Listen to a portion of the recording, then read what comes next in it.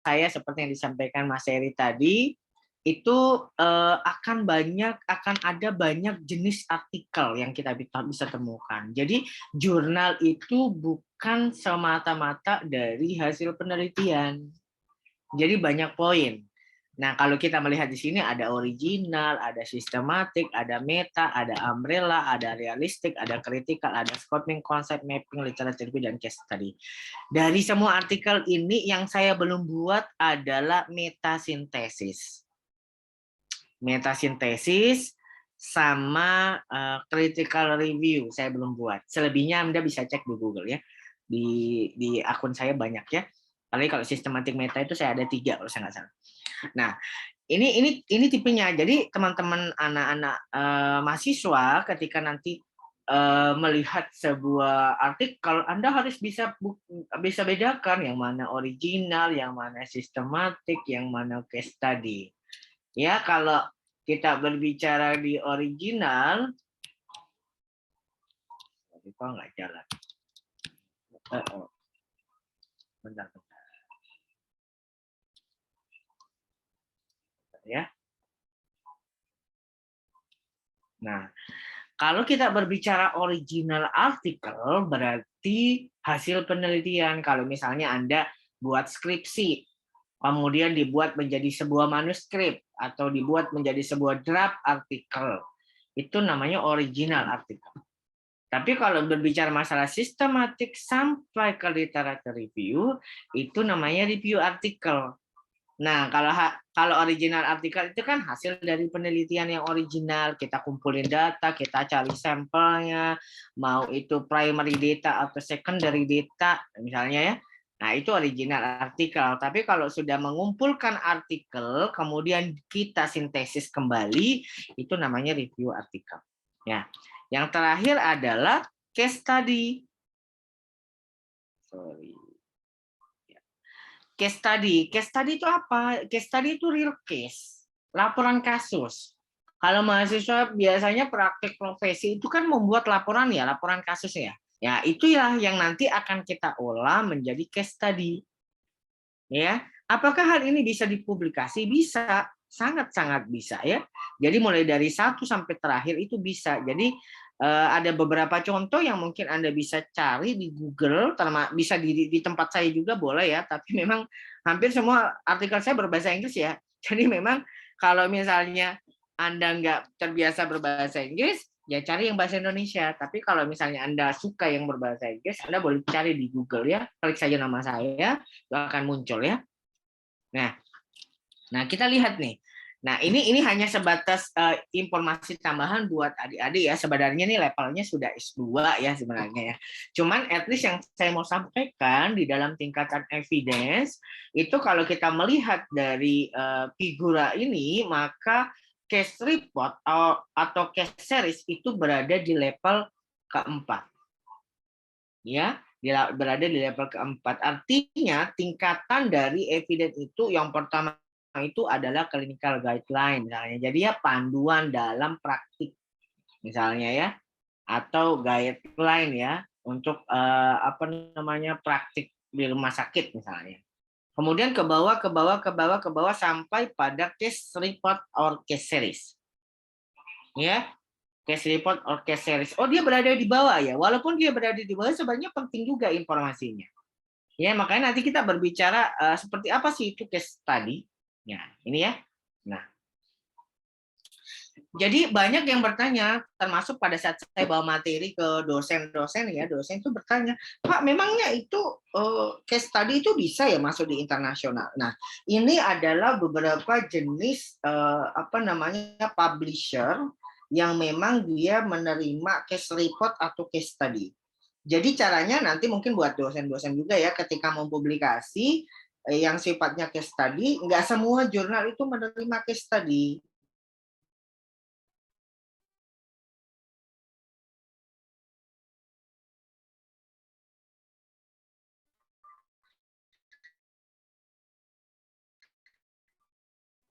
Jadi atau jurnal ber-ISSN mungkin ya. Tapi kalau internasional sih saya pikir terlalu berat buat anak S1, tapi bisa juga Ya, bisa juga ya. Ini mulai dari American Journal of Case Report sampai di bawah Journal of Medical Cases. Jadi ini adalah list publikasi publisher yang memang spesialisasinya menerima pada case study. Ya, banyak ya. Nah, sekarang kita masuk ke case study. Apa sih sebenarnya case study? Jadi kalau kita melihat dari definisi, case study itu adalah laporan dari suatu kegiatan, peristiwa atau masalah yang berisi situasi nyata atau hipotesis dan mencakup kompleksitas yang akan ditemui di tempat kerja. Jadi saya lihat tadi mahasiswanya ada yang perawat misalnya yang sambil dinas. Jadi case study itu adalah suatu kegiatan yang Bapak Ibu sekalian kerjakan, yang adik-adik mahasiswa kerjakan selama profesi. Itu yang akan kita olah nanti untuk menjadi sebuah artikel case study. Jadi kalau kita melihat dari case study itu digunakan untuk memahami kompleksitas dari kehidupan yang nyata atau untuk mengambil sebuah keputusan. Jadi case study is used to understand how the complexity of the real life. Jadi kalau kita berbicara case study atau artikel case study berarti kita mau melihat bagaimana sih kompleksitas sebuah kasus itu. Kita akan menggambarkan seperti apa kompleksitas sebuah kasus itu. Ya. Jadi kalau membuat case study di dalamnya harus ada analisis, ya, harus ada analisis, ada applying knowledge, ada reasoningnya, ada alasannya, dan ada conclusion-nya. Kan biasanya kita kalau buat ASKEP itu kan kita hanya melaporkan bahwa saya melakukan intervensi ini berdasarkan NIK ini, NOK-nya adalah ini, hasilnya adalah ini. Itu adalah laporan. Nah, case study itu harus ada analisisnya. Jadi yang teman-teman lakukan pada saat profesi itu sudah melaporkan apa yang Anda kerjakan selama 3 hari dengan pasien 3 kali 24 jam misalnya. Nah, itu nanti yang teman-teman akan buat analisisnya untuk menjadi sebuah kasus yang siap dan layak untuk diterbitkan. Ya. Nah, kita lihat di sini kembali ya. Di mana sih bedanya ya? Jadi karakteristik dari case study itu katanya seharusnya diperoleh dari kondisi nyata atau bisa dipercaya. Saya yakin teman-teman mahasiswa ketika mengambil sebuah case di rumah sakit itu berarti teman-teman ngambil case yang nyata yang memang dilakukan pada saat Anda praktik. Nah, kemudian case study terdiri dari beberapa bagian dan bagian biasanya diakhiri dengan penjelasan masalah dan poin pemecahan masalah. Sebenarnya Anda sudah kerjakan pada saat Anda profesi. Anda sudah menentukan masalahnya apa, Anda tentukan intervensinya, Anda tentukan implementasinya dan ada evaluasinya. Sekarang gimana caranya membuat yang laporan kasus itu yang ada 20 lembar biasanya atau 15 lembar menjadi lembaran yang mungkin hanya 3-4 halaman. Nah, itu masalahnya di situ nanti. Bagaimana memadatkan yang kita buat itu yang lebih sistematis sesuatu atau per sistem kita buat menjadi sebuah kasus atau case study. Ya. Jadi case study harus mengandung informasi penting bagi pembaca, khususnya informasi terkait isu yang diangkat serta strategi pemecahan. Nah, nanti kita lihat ya seperti apa itu. Nah, jadi kalau kita berbicara pada point of case study, jadi case itu adalah real life situation. Jadi kalau kita bertemu dengan pasien, kita melakukan pengkajian sampai evaluasi, real life itu situasi yang nyata yang kita kerjakan di rumah sakit. Ya, jadi pas ngambil kasus itu case itu. Nah, kalau sudah sampai ke case study, berarti dia sudah harus ada analisisnya.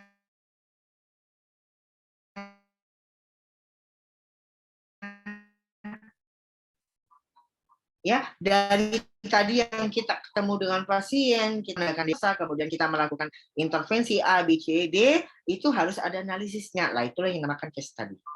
Ya, dari kasus yang kita ambil, kemudian kita bahas, kita analisis kenapa bisa harus A, B, C, kenapa intervensinya harus A, B, C, D, E, misalnya ya. Itu ada analisis yang kita tambahkan di dalam situasi itu, maka itulah case study yang akan siap kita publikasi. Kan kalau misalnya kita mempublikasi yang ASKEP, acuan keperawatan, itu kan agak sulit ya. Agak sulit. Agak sulit kita publikasi. Kenapa? Karena memang dia satu dari lembaran aja udah banyak. Nah, yang kedua, dia kan terlalu dijabarkan ya, terlalu detail gitu. Sedangkan jurnal itu punya kaidah, harus ringkas, harus concise, harus jelas, harus ada analisisnya. Poinnya di situ saja ya. Nah, nanti kalau misalnya teman-teman sudah KIA, udah dapat panduan tuh ya dari Kaprodinya bahwa harus ada misalnya pengkajian head to toe, keluhan umum misalnya, atau pemeriksaan fisik misalnya. Itu kan detail banget ya kalau kita mau buat laporan kasus. Nah, kalau di case study sudah dalam bentuk artikel, maka itu harus di-concise, harus dipadatkan, dan harus ditambahin dengan analisisnya. Sehingga layak untuk diterbitkan. Nah, jadi katanya case study itu harus relate teori untuk situasi praktik. Ya, harus ada teorinya ya, ada hubungan dengan teori. Kemudian ada problemnya, ada masalahnya, itu pasti. Ketika membuat case study harus ada problemnya. Ya sama dengan ASKEP kan kita harus nyari problem dulu ya. Kemudian select the major problem in the case. Anda kan ketika membuat ASKEP itu masalahnya banyak. Masalahnya banyak ya, bisa ada 3, 4, 5. Nah, apakah 5-5-nya itu akan kita masukkan dalam case study? Nah, itu pertanyaannya. Jadi kalau case study itu karakteristiknya adalah kita mengambil major problem dari case yang kita ambil. Majornya apa sih misalnya? Oh, misalnya pasien apa misalnya. Major problemnya itu di mana? Itu yang kita tarik. Kemudian kita carikan solusi, berikan rekomendasi untuk solusi yang paling baik, kemudian jelaskan, detailkan solusi itu gimana cara implementasi. Ya, jadi sebenarnya Anda udah kerjakan di ASKEP, Anda sisa memindahkan, kemudian Anda berikan analisis. Kenapa harus tindakannya seperti itu misalnya? Nah, ini ada pendekatan dalam case study. Dalam case study itu ada namanya analytical approach. Ya, pendekatan analisis. Ya, jadi kemampuan ini digunakan untuk menguji dan memahami apa yang telah terjadi dan mengapa hal itu bisa terjadi. Kemudian pendekatan kedua ada namanya problem oriented method.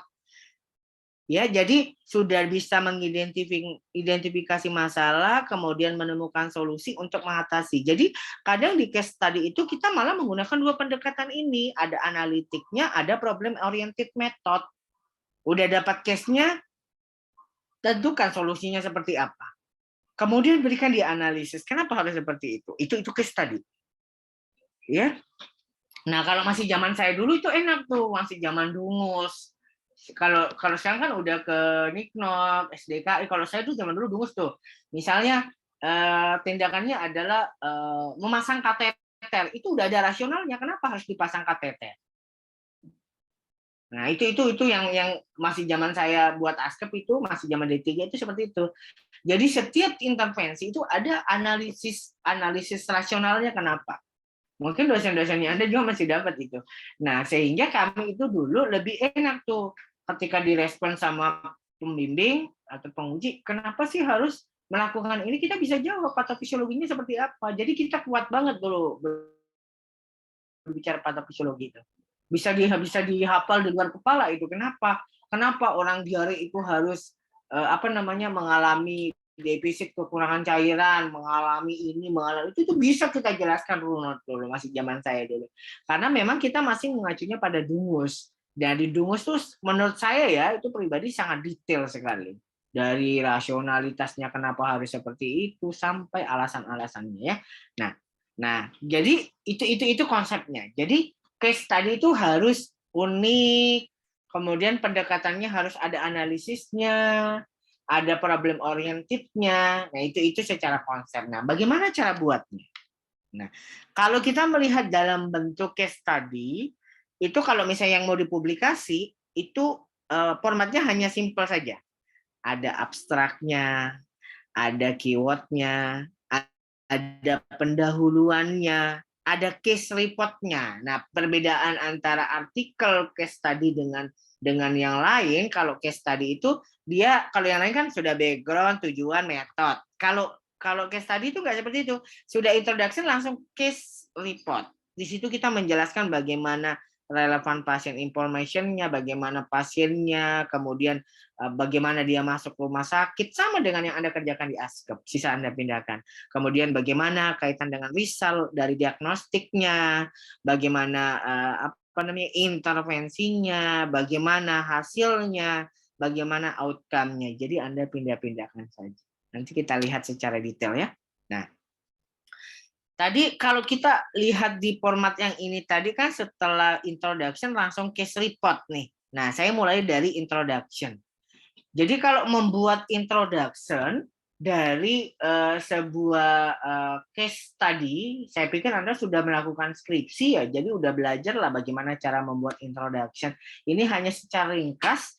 Yang pertama adalah overview, ringkasan konteks masalah yang terjadi. Masalahnya apa sih? Nah, dari case itu masalahnya apa? Nah, mengapa masalah itu bisa terjadi dan goal yang akan capai itu apa? Siapa target yang akan mengadopsi intervensi dalam kasus tersebut?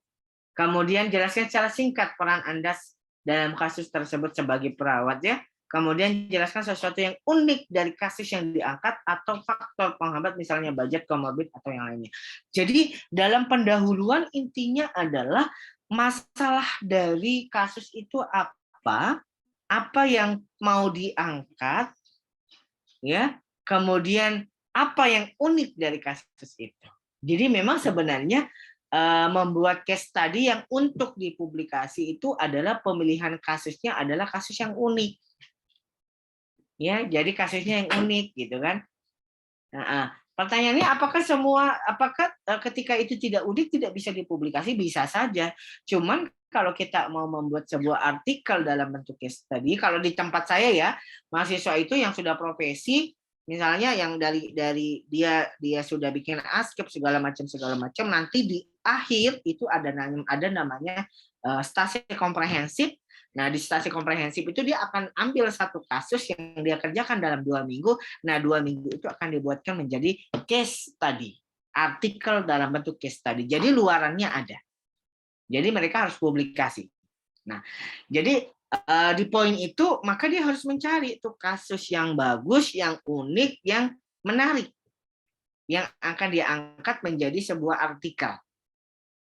Ya, karena kan kita mulai dari KMB sampai stasi akhir itu kan sudah ketemu banyak kasus. Nah, kita bisa memilih tuh, oh ini yang unik yang bisa saya angkat menjadi sebuah case. Nah, di dalam introduction-nya, selain dia menjelaskan kaitan dengan konteks masalahnya, kemudian dia berbicara kaitan dengan apa yang ingin dia kerjakan, apa yang menarik, apa yang unik dari kasus itu yang akan dia bicarakan di dalam introduction. Nggak usah terlalu banyak. Jadi kalau saya tulis artikel yang publikasi internasional itu biasanya maksimal sekali saya bikin introduction itu 1,5 halaman itu udah maksimal. Biasanya saya cuma 1 halaman itu udah cukup.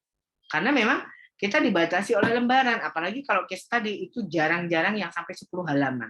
Dimintanya itu biasanya dia lebih simpel, sehingga memang di dalam introduction-nya itu kita nggak perlu terlalu detail seperti skripsi, tapi munculkan apa yang menarik, apa masalahnya dari kasus ini, ya. Nah, kalau sudah bikin introduction udah kelar, maka di poin yang ini adalah kita masuk di case report-nya. Nah, di sini case presentation-nya. Nah, kalau kita melihat dari case presentation itu di sini ada yang dia sampaikan di slide yang saya buat adalah proses and what you did. Proses dan apa yang kamu kerjakan pada kasus itu yang kamu jelaskan. Nah, jelaskan setiap tahapan yang kamu lakukan pada kasus tersebut dan jelaskan alasan mengapa perlu melakukan itu. Ya, jadi kalau Anda buat ASKEP kan biasanya dia bilang gini, pasien Tuan A berumur 60 tahun masuk rumah sakit dengan keluhan bla bla bla bla bla bla bla bla. Itu dimasukkan di dalam point case. Kemudian hasil pemeriksaan fisik menunjukkan kan kalau di ASKEP itu banyak ya, itu tuh mulai dari kepala sampai kaki. Nah, untuk yang point case dari pembuatan case tadi, maka kamu fokuskan pada main problemnya apa. Misalnya, kasusnya adalah diabetes misalnya. Diabetes itu berarti endokrinologi. Jadi banyak fokuskan pengkajiannya itu yang relate dengan kasusnya. Jadi kamu jelaskan tuh diabetes dengan pemeriksaan fisik, pemeriksaan tiroid, pemeriksaan hormon segala macam. Itu yang kamu pindahkan. Kan kalau ASKEP detail ya, tapi kalau untuk yang tes tadi kamu pindahkan yang relate dengan kasusmu. Ya, kemudian misalnya setelah itu pemeriksaan diagnostik. Kan kalau misalnya di rumah sakit itu pemeriksaannya cukup lengkap. Nah, Anda boleh memasukkan poin-poin yang mungkin relevansi dengan apa yang kamu angkat di case itu. Misalnya kalau diabetes pemeriksaan apa misalnya GDS atau HbA1c misalnya atau pemeriksaan lain yang mungkin relevan dengan kasus yang kamu angkat. Nah, itu yang kamu pindahkan di the point case report.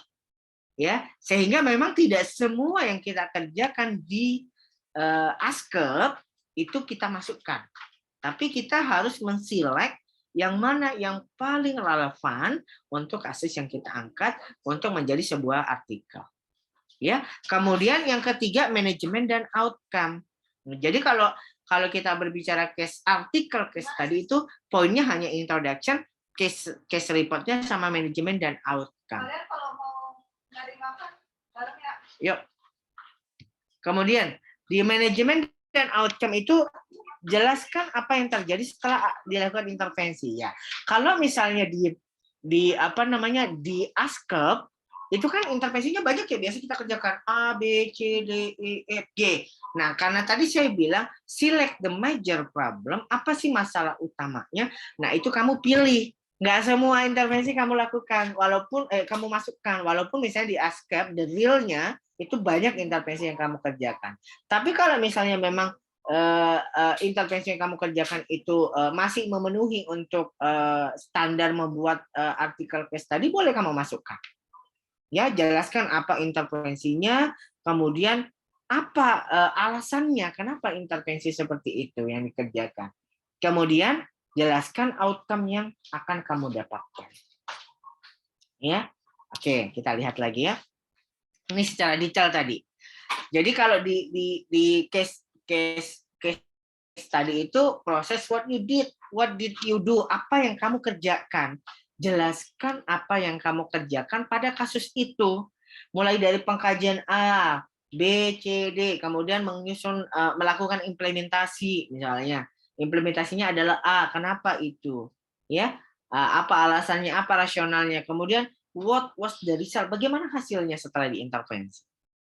Ya, kemudian kita masuk ke metodenya seperti apa kalau case study. Nah, jadi kalau sudah tadi Anda masuk pada poin apa yang kamu kerjakan di poin case report, jadi data collection metodenya itu seperti apa sih? Kalau misalnya Anda melakukan case study, kan sama dengan ketika Anda melakukan pengkajian pada ASKEP.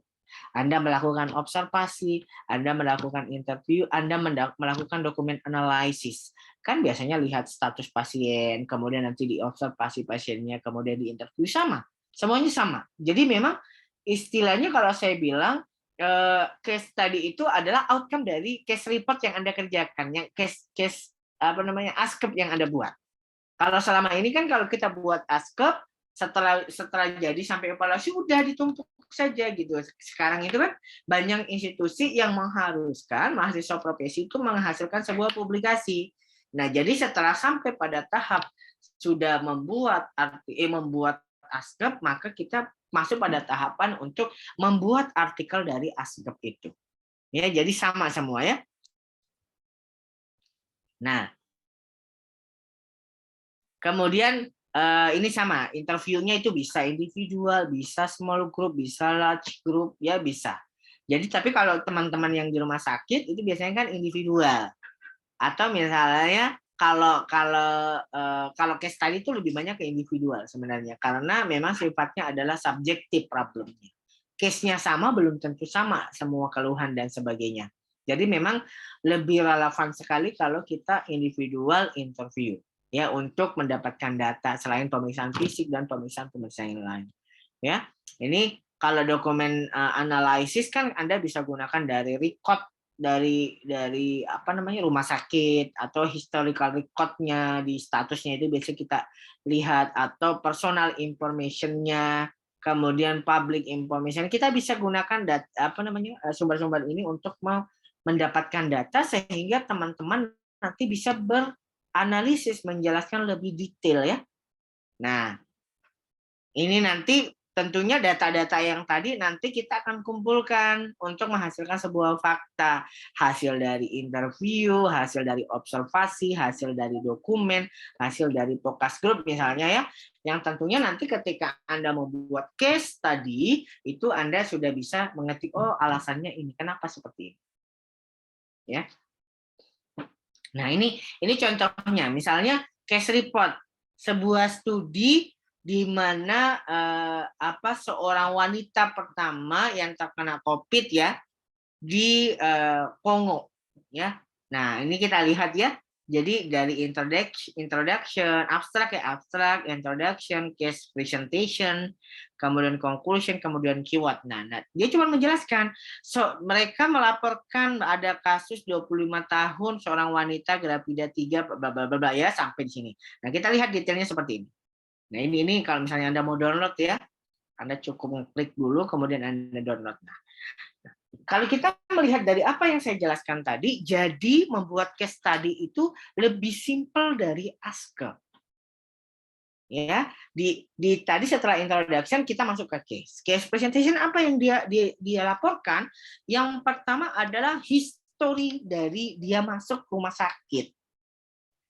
Sama ya dengan ASKEP ya, biasanya kan kalau kita buat ASKEP, pasien 23 tahun masuk ke rumah sakit dengan apa. Nah, ini sama, seorang wanita 25 tahun memiliki no medical history of cardiovascular, tidak ada history kaitan dengan cardiovascular disease ya. Nah, dia masuk ke rumah sakit ini, Rumah sakit General de apa ini ya di South Kivu dengan apa. Nah, dia sebelumnya punya histori seksio cesaria dengan cervical. Jadi ini kan sebenarnya sudah kita kerjakan pada saat kita melakukan ASKEP atau pada saat Anda membuka status pasien di rumah sakit yang sudah dikaji sebelumnya, itu akan muncul tuh ya, wanita 25 tahun dia masuk rumah sakit dengan keluhan A B C D E bla bla bla bla bla. Itu yang kita pindahkan di point case presentation. Nah, di sini itu masih berbicara kaitan dengan historinya dia, termasuk histori sebelum dia masuk rumah sakit, dia sudah mengkonsumsi obat apa A B C D E F G misalnya ya. Itu dimasukkan dalam point case presentation. Nah, kemudian setelah itu dia masuk di rumah sakit. Ini kan historinya ya. Setelah histori kita akan berbicara, oh dia setelah di rumah sakit itu mendapatkan treatment A, B, C. Itu kita jelaskan di poin itu. Dia sudah dapat treatment apa misalnya di sini. Oh dia menerima resep antipiretik misalnya acetaminophen misalnya. Dia menerima ini. Kemudian 2 hari kedua hari selanjutnya dia komplainnya ada apa misalnya. Jadi kita masih berbicara masalah apa yang dikerjakan, apa yang dia terima ketika masuk di rumah sakit itu. Ya, dia masih berbicara masalah itu. Kemudian apa yang Anda kerjakan di rumah sakit itu dia masih ngomong di poin ini. Ya, nanti kalau sudah itu kita masuk pada ini tadi ya, ini contoh case-nya. Nah, ini penjelasannya. Jadi di case presentation itu kita berbicara riwayat penyakit, history of disease seperti yang ini tadi. Jadi dia masih berbicara history of disease, kenapa dia bisa masuk, apa yang dia keluhkan, berapa lama, kemudian apa yang sudah dia dapatkan sebelum dia masuk rumah sakit, segala macam itu dia jelaskan di poin yang ini. Nah, kemudian yang kedua pemeriksaan fisik atau physical examination. Ya, tadi saya bilang bahwa ketika kita membuat ASKEP, pemeriksaan fisiknya itu head to toe biasanya, mulai dari kepala sampai kaki, atau dia per sistem kardiovaskular, sistem endokrinologi, sistem apa, sistem integumen segala macam. Nah, apakah itu semua perlu dimasukkan Pak ketika membuat case study dalam bentuk artikel? Tidak. Jadi you should focus on what the problem komplainkan. Misalnya, jadi kalau misalnya dia adalah diabetes atau dia berbicara masalah kardiovaskular, maka pengkajian yang paling banyak Anda bicarakan adalah pengkajian yang ada relevansinya. Ya, misalnya kardio. Berarti kita berbicara masalah jantung, nanti pengkajiannya bagaimana pemeriksaan jantungnya, bagaimana pemeriksaan EKG-nya segala macamnya. Nah, itu you should focus on patient compliance. Jadi kamu harus fokus pada apa yang pasien compliance kan di dalam keluhan itu, sehingga tidak detail seperti ASKEP yang Anda kerjakan. Ya, kalau ASKEP detail tuh mulai dari kepala, mata, pemeriksaan. Walaupun nggak ada problemnya kan kita harus melakukan pemeriksaan kadang ya untuk yang di ASKEP. Tapi kalau misalnya di case itu relevansinya harus kena ya. Kemudian laboratorium, pemeriksaan laboratorium itu bisa kita lakukan laporkan di dalam case presentation itu. Jadi misalnya ini history of disease tadi ya. Ini yang lain lagi ya. Jadi 25 tahun laki-laki memiliki history of type 2 diabetes, bla bla bla bla bla. Dia memiliki simptomnya apa, kemudian tekanan darahnya gula darahnya berapa, kemudian dia sudah menerima apa ini ya. Nah, ini. Jadi ini historinya ternyata dia punya HbA1c kurang dari 8%. Kemudian dia menjelaskan lagi hasil pemeriksaan tekanan darah, kemudian yang lain-lain dia tambahkan di poin yang ini. Nah, ini contoh history of disease-nya. Ya. Ini kembali ke sini tadi ya, riwayat penyakit atau history of disease-nya. Nah, kemudian contoh physical examination-nya. Tadi ini ya, setelah kita menjelaskan riwayat penyakit, kita melaporkan kaitan dengan pemeriksaan fisik atau physical examination. Nah, ini contohnya. Biasanya kalau pemeriksaan examination-nya itu saya sampaikan tadi yang relevan aja. Ya, boleh Anda lakukan pemeriksaan itu kalau misalnya Anda tambahkan sebagai supportive information, boleh di dalam case presentation, contohnya seperti ini. Nah, tapi kalau misalnya memang di dalam artikel itu tidak mendukung untuk jumlah lembarannya, maka sebaiknya make it concise, buat dia lebih singkat, padat, dan fokus pada patient problem. Misalnya dalam pemeriksaan fisik ini, dia melaporkan kaitan dengan berat badannya berapa, tingginya berapa, body mass index, sehingga ini ada relevansinya dengan diabetes. Oh, orang yang BMI-nya besar itu sangat memiliki faktor untuk dia kena diabetes misalnya. Kemudian fasting capillary glucose, berarti itu udah pasti relevansinya ada. Kemudian blood pressure-nya, misalnya biasanya orang yang diabetes blood pressure-nya meningkat tuh misalnya. Atau misalnya eyes, pemeriksaan matanya. Kenapa? Karena di diabetes itu biasanya dia ngefeknya pada retinopati misalnya, pada mata, sehingga memang perlu dilakukan pemeriksaan itu. Atau pada heart disease-nya ada vascular assessment-nya sampai neurological assessment-nya. Ya, termasuk pemeriksaan kaki, kemudian refleks, menggunakan monofilamen segala macam. Nah, itu pada poin yang itu. Jadi Anda ketika nanti melaporkan physical examination, you should focus on patient problem. Ya, usahakan kamu fokus pada pasien, problemnya di mana, sehingga tidak semua yang dalam ASKEP itu kamu input masuk sehingga lembarannya banyak. Nah, kita dibatasi oleh lembaran ketika membuat case study dalam bentuk artikel. Jadi relevansinya yang mana Anda masukkan, kemudian Anda jelaskan di dalam tulisan itu, ya. Nah, kemudian di sini ada tadi physical exam. Ini ada lab result-nya. Jadi Anda boleh masukkan berapa blood urea nitrogennya, berapa glukosnya, berapa kreatininnya, berapa potasiumnya, berapa lipid. Jadi ini hasil pemeriksaan lab yang bisa Anda temukan pada case di rumah sakit misalnya ya, pada kasus yang di status pasien itu bisa Anda ambil, kemudian Anda tambahkan di dalam case presentation. Jadi medical history, kemudian pemeriksaan fisik, kemudian yang ketiga adalah pemeriksaan lab. Ya. Nah, setelah Anda sudah masukkan ini, jadi di case presentation itu cuma 3 poin aja ya. Ya, kemudian Anda masuk di discussion part.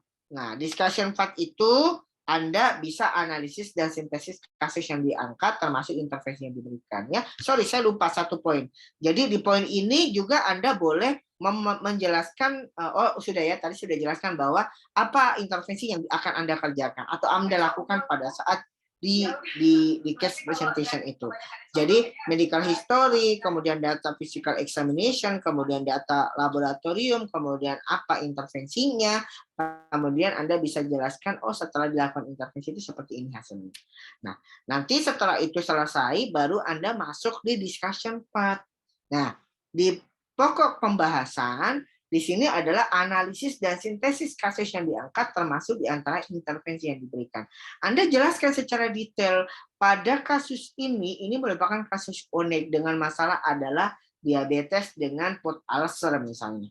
Tindakan yang dikerjakan pada kasus ini misalnya dilakukan modern dressing. Modern dressing yang seperti apa? Kenapa harus seperti itu? Apa rasionalnya? Anda jelaskan secara detail di point discussion. Ya, kemudian setelah Anda jelaskan, oh modern dressing ini based on teori yang saya temukan bahwa seperti ini. Itu explain finding of your study and should be related the theoretical model. Setelah Anda menjelaskan why, kenapa ini dilakukan, apa hasilnya, kemudian Anda coba kaitkan dengan model atau teori yang Anda gunakan. Ya, misalnya Anda gunakan teorinya self-care misalnya atau teorinya Orem gitu kan, berdasarkan teori Orem yang menyatakan bla bla bla bla bla sampai pada poin itu bisa terjelaskan secara detail. Kemudian drawing new knowledge from the finding could contribute the theoretical development and service finding. Jadi Anda harus bisa menjelaskan di mana sisi keunikan dari kasus itu dan apa new knowledge yang Anda bisa sampaikan dalam kasus itu. Ya, apa lesson learn-nya Anda ya, apa yang Anda dapatkan.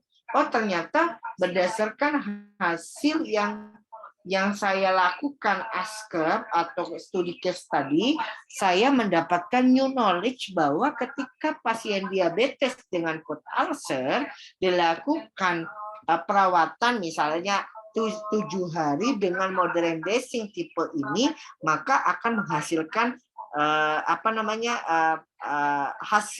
hasilnya seperti ini, hasil penelitiannya atau hasil case-nya seperti ini.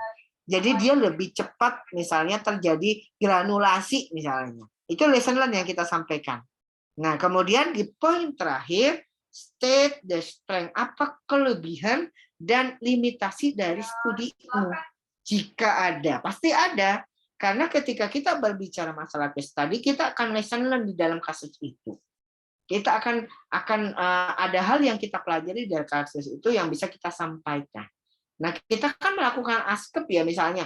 ASCEP itu pasiennya sama nih, sama-sama diabetes. Tapi belum tentu prosesnya akan sama. Mungkin proses tindakannya sama, tapi hasilnya belum tentu sama. Jadi ada something unik yang kita temukan dari kasus itu kita akan sampaikan di poin ini. Ya, kemudian strength-nya apa, kelebihannya apa, limitation-nya ada enggak? Misalnya dalam proses perawatan luka itu misalnya, oh terjadi problem di mana pasiennya itu nggak bisa kontrol gula darah, HbA1c-nya itu nggak bisa turun, atau misalnya dia pasiennya stres banget sehingga gula darahnya tetap berada posisi di atas borderline, di atas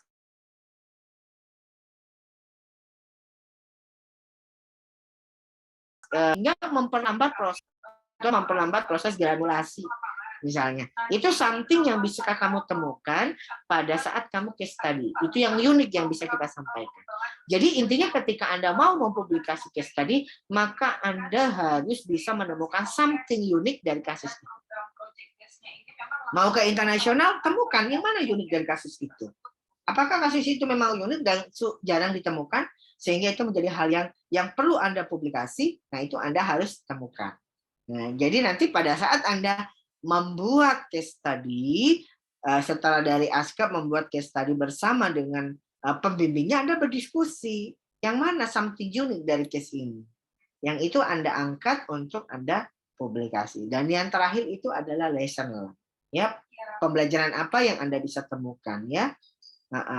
Tapi di sini juga ada namanya implication for clinical practice. Jadi misalnya Anda sudah melakukan studi kasus dengan perawatan luka dengan borderline dressing tipe A, B, C misalnya. Oh, jadi ini ternyata hasilnya luar biasa misalnya. Nah, sehingga memang Anda punya implikasi dari clinical practice itu. Nah, itu bisa Anda sampaikan ya di poinnya ini. Nah, ini untuk yang case tadi ya. Ini referensi yang Anda bisa gunakan untuk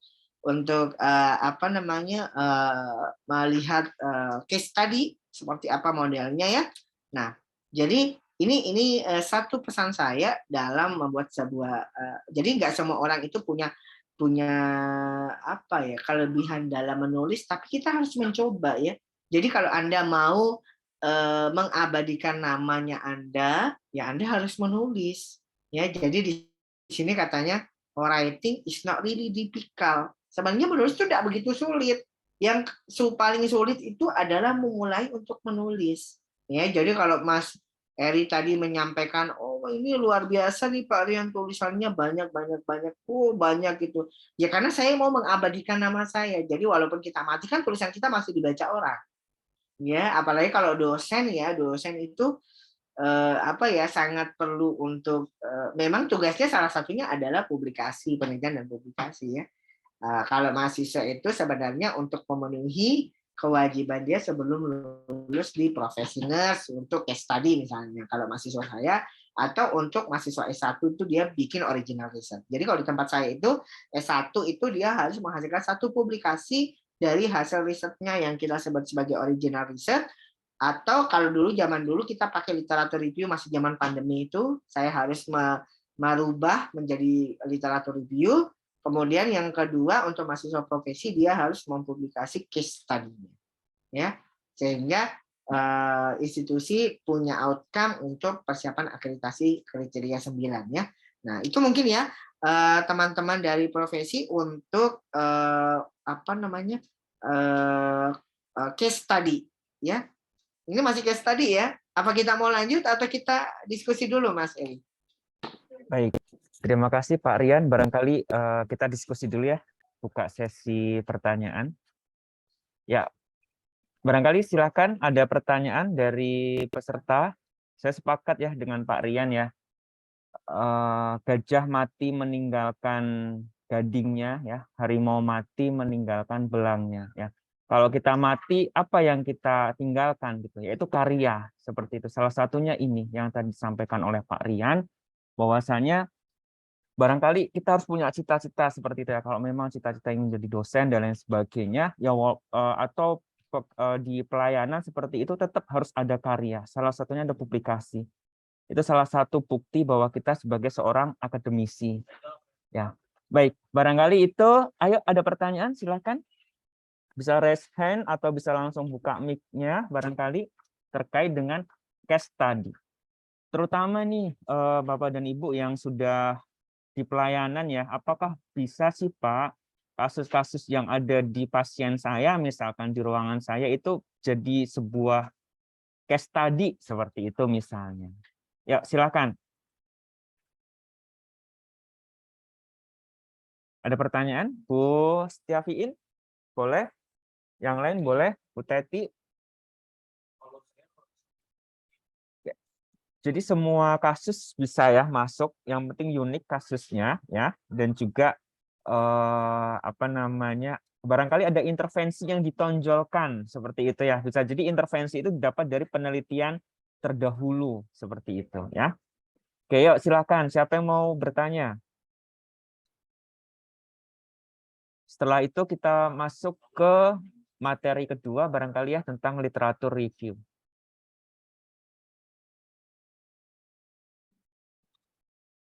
Ya, silakan.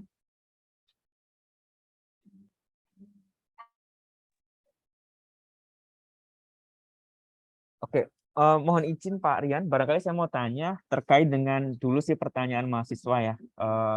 Stase-stase yang lama, boleh nggak sih Pak kita tulis ulang dari hasil asuhan keperawatan yang kita pernah lakukan seperti itu? Itu bisa nggak? Itu yang pertama.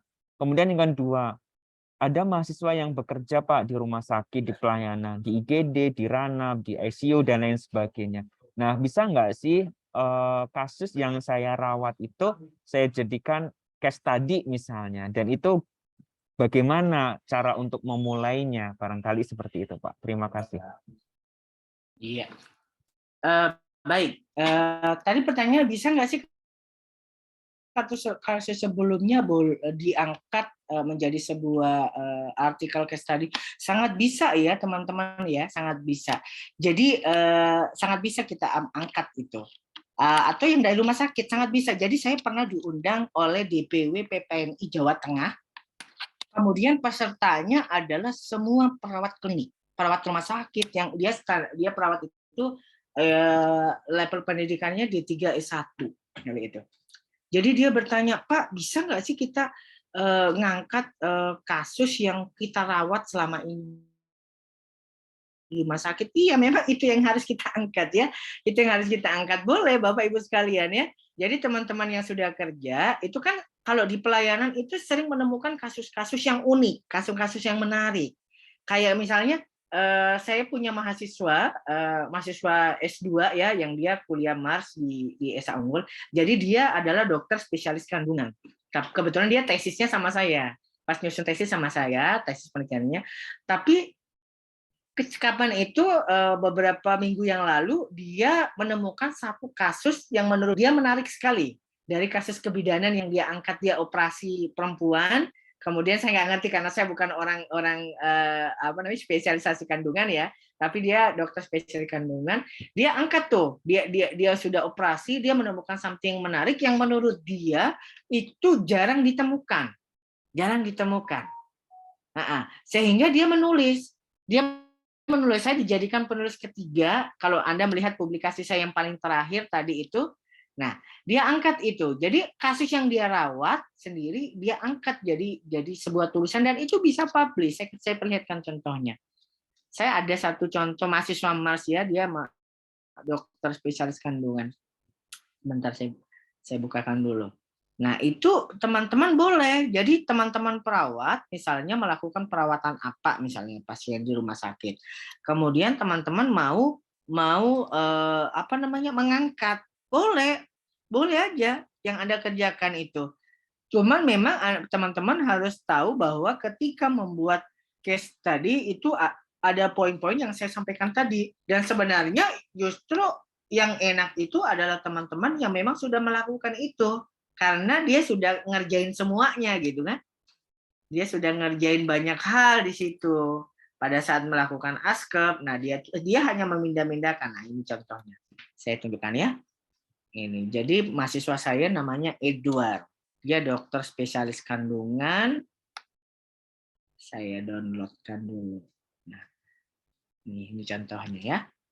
Ini adalah publikasinya beliau. Namanya Edward ya. Saya jadi penulis ketiga, cuman ya karena saya dimintai tolong gimana sih cara membuat case study yang baik dan benar gitu kan. Nah, jadi dia merawat pasien untuk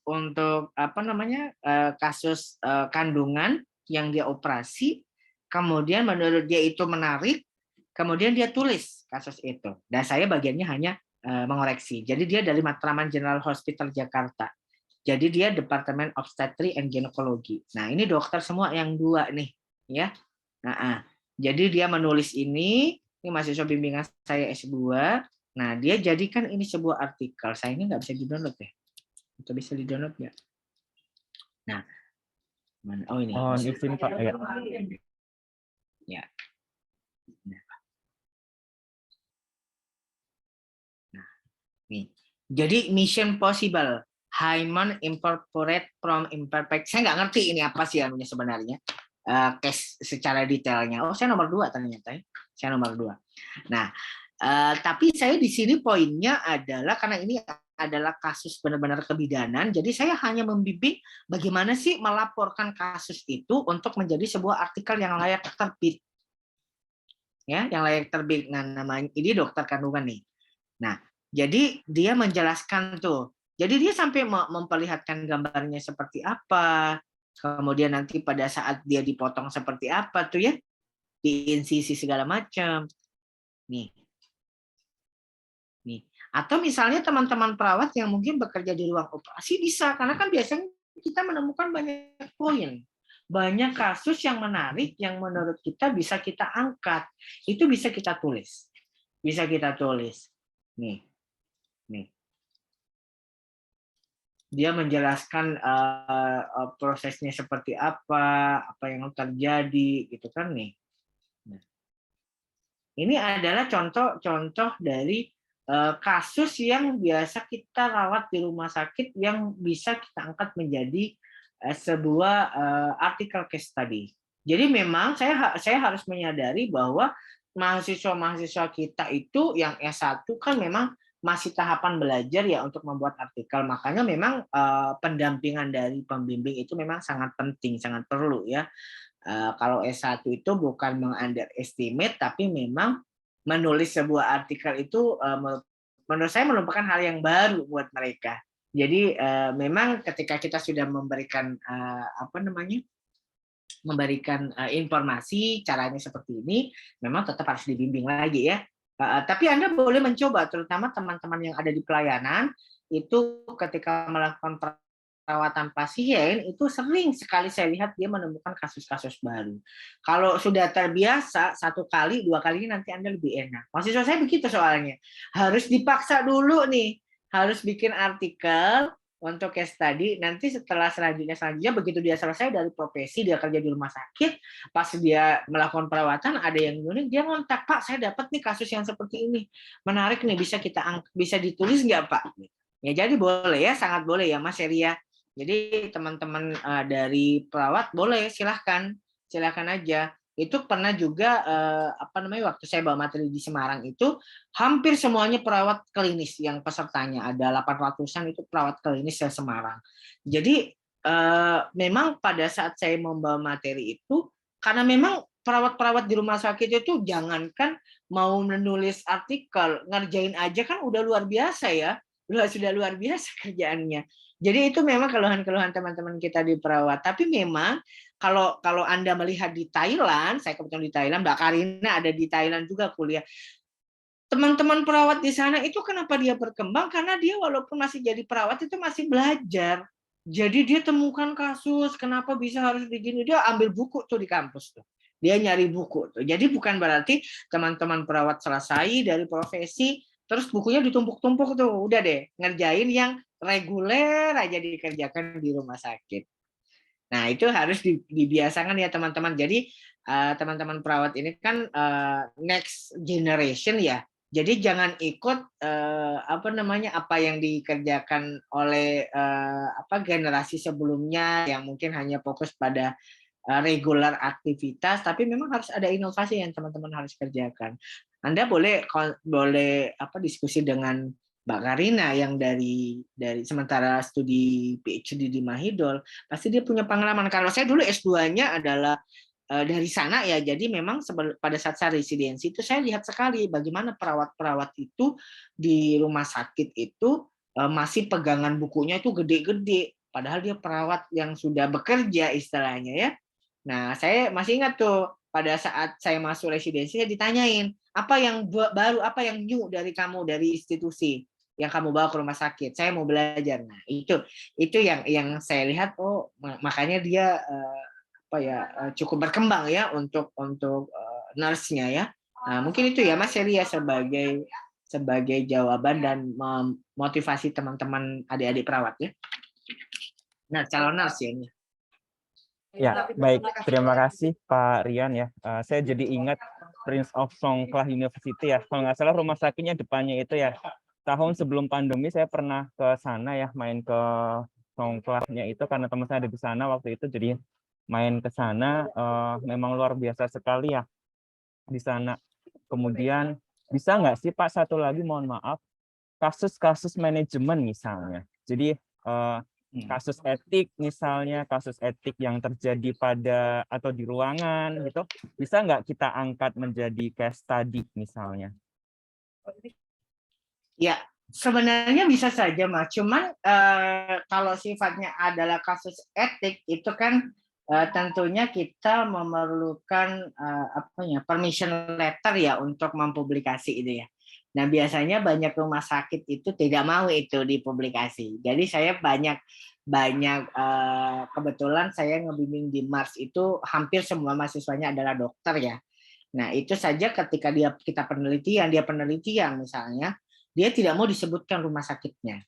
Ya, itu banyak tuh yang mahasiswa saya ini. Saya tanya kan kenapa nggak mau dipublikasi, karena ini merupakan istilahnya informasi dari rumah sakit. Jadi kadang dia inisialkan aja rumah sakitnya. Ada yang seperti itu. Tapi kalau misalnya memang diizinkan, makanya kita perlu ada etik. Walaupun dia sifatnya case study itu sebenarnya dia tetap membutuhkan etik ya. Sehingga memang di dalam etik itu kan nanti menjelaskan apakah data atau informasi yang kita peroleh bisa kita publikasi atau enggak. Gitu kan? Nah, banyak itu yang seperti itu. Apalagi ya kalau sifatnya adalah ethical ya, ethical cases di rumah sakit itu menurut saya sih boleh-boleh saja. Yang penting sudah ada permission letternya. Jangan sampai itu malah membuat rumah sakitnya merasa oh ini membuka aib nih misalnya. Ya misalnya ya. Nah, itu bisa saja. Tapi saya kalau kita mereview di banyak artikel itu ada yang mengangkat ya, misalnya kasus-kasus yang seperti itu ya, ethical case itu banyak banget malah. Oke, baik. Baik, terima kasih Pak Rian. Oke, barangkali ada yang lain atau kita lanjutkan ke sesi selanjutnya?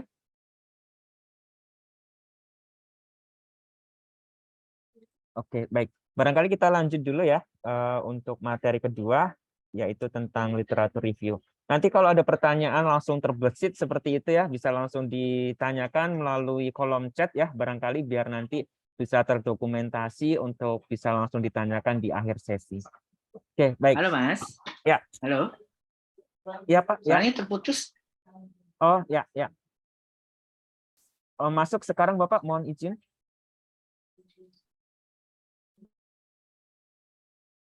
Halo, apakah suara saya masuk?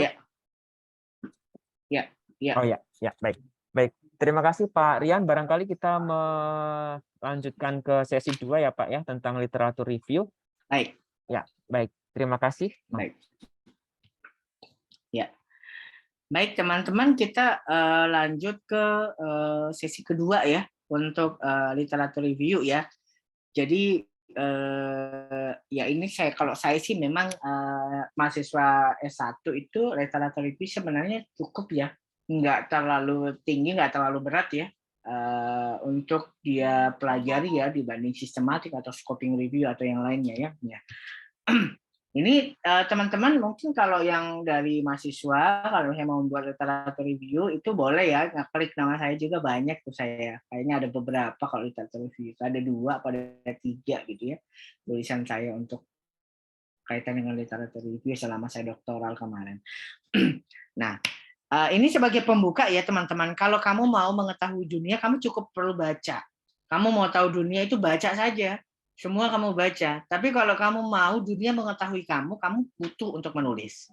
Ya, kamu butuh untuk menulis.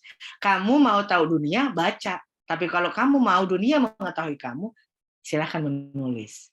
Ya, silakan menulis. Jadi saya banyak diminta mereview jurnal-jurnal bereputasi, PLOS ONE segala macam. Saya nggak kenal siapa editornya. Tapi karena dia melihat interest saya mungkin relevan dengan dia, sehingga banyak jurnal-jurnal yang bagus-bagus itu meminta saya mereview.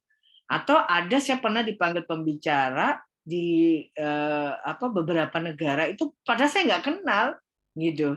Cuman karena mungkin relevansi keilmuannya sama, sehingga memang dia mengundang saya. Jadi, if you would like to know, kamu mau mengetahui dunia, kamu cukup membaca-baca saja. Oh, di Thailand itu seperti ini. Oh, di Inggris itu seperti ini. Tapi kalau kamu ingin dunia tahu kamu, mengenal kamu, maka kamu harus menulis. Karena dengan tulisan itu kamu akan dikenal orang.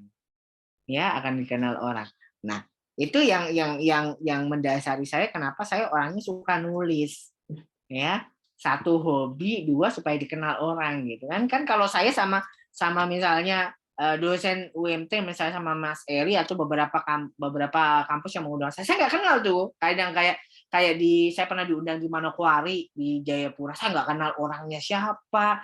Tiba-tiba saya diundang, ternyata dia ngeklik nyari-nyari di Google untuk siapa sih yang bisa meta analisis. Bayangin tuh, dari Manokwari saya diundang untuk bawakan meta analisis.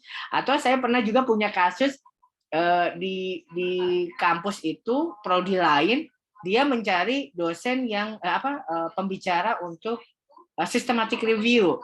Kemudian dia cari di Google tuh, terus dapat nama saya. Ternyata telusur punya telusur, kita satu institusi. Hanya karena padahal kita satu itu, akhirnya saya diundang. Oh, maaf Pak Rian, saya pikir siapa gitu. Saya cari di Google, saya temukan namanya Pak Rian untuk Google apa systematic review. Ternyata kita satu institusi. Jadi memang sekarang itu zamannya bisa diakses. Ya, jadi saya itu biasa kalau zaman Anda, teman-teman anak-anak profesi, kalau misalnya menghadiri seminar atau menghadiri pembicara siapa itu, saya searching dulu itu orangnya siapa, dia keilmuannya apa, relevan nggak dengan yang dia bawakan, ada nggak karya. Saya begitu. Jadi teman-teman boleh begitu juga gitu. Jadi kita bisa tahu, oh orang ini spesifikasinya di sini, hebatnya di sini. Jadi kita bisa belajar dari dia poin yang ini misalnya ya. Nah, ini kuota yang saya sering pakai dan saya sampaikan ke teman-teman dosen ya. Ini lebih banyak ke dosen soalnya saya kalau bawa materi. Nah, itu saya sampaikan bahwa kalau Anda mau mengetahui dunia, baca saja. Kamu baca aja. Kamu akan tahu itu dunia seperti apa. Tapi kalau kamu mau dunia mengenal kamu, nulis. Jadi orang akan searching nama kamu ya. Oke. Nah, ini saya kembali lagi ke sini. Jadi tadi ini sebagai pengingat kembali bahwa ada banyak tipe artikel ya, ada banyak tipe artikel. Nah, ini adalah contoh-contoh artikel yang saya sampaikan tadi. Kemudian nanti kita akan berbicara poin literatur review di mana itu bagian dari review artikel. Ya, di mana itu bagian dari review artikel. Jadi kalau yang systematic review, kalau yang review artikel itu yang sudah saya tulis ini 1, 2, 3, 4, 5, 6, 7. Ya, petunjuk. Jadi kalau yang kayak metasintesis itu saya nggak bisa karena saya jujur bukan orang kuali, tapi saya sempat ada riset mix method sehingga memang ada kualinya. Tapi saya nggak merasa bahwa saya expert di kuali sehingga saya nggak berani untuk bikin metasintesis. Ya takutnya nanti nggak benar ya.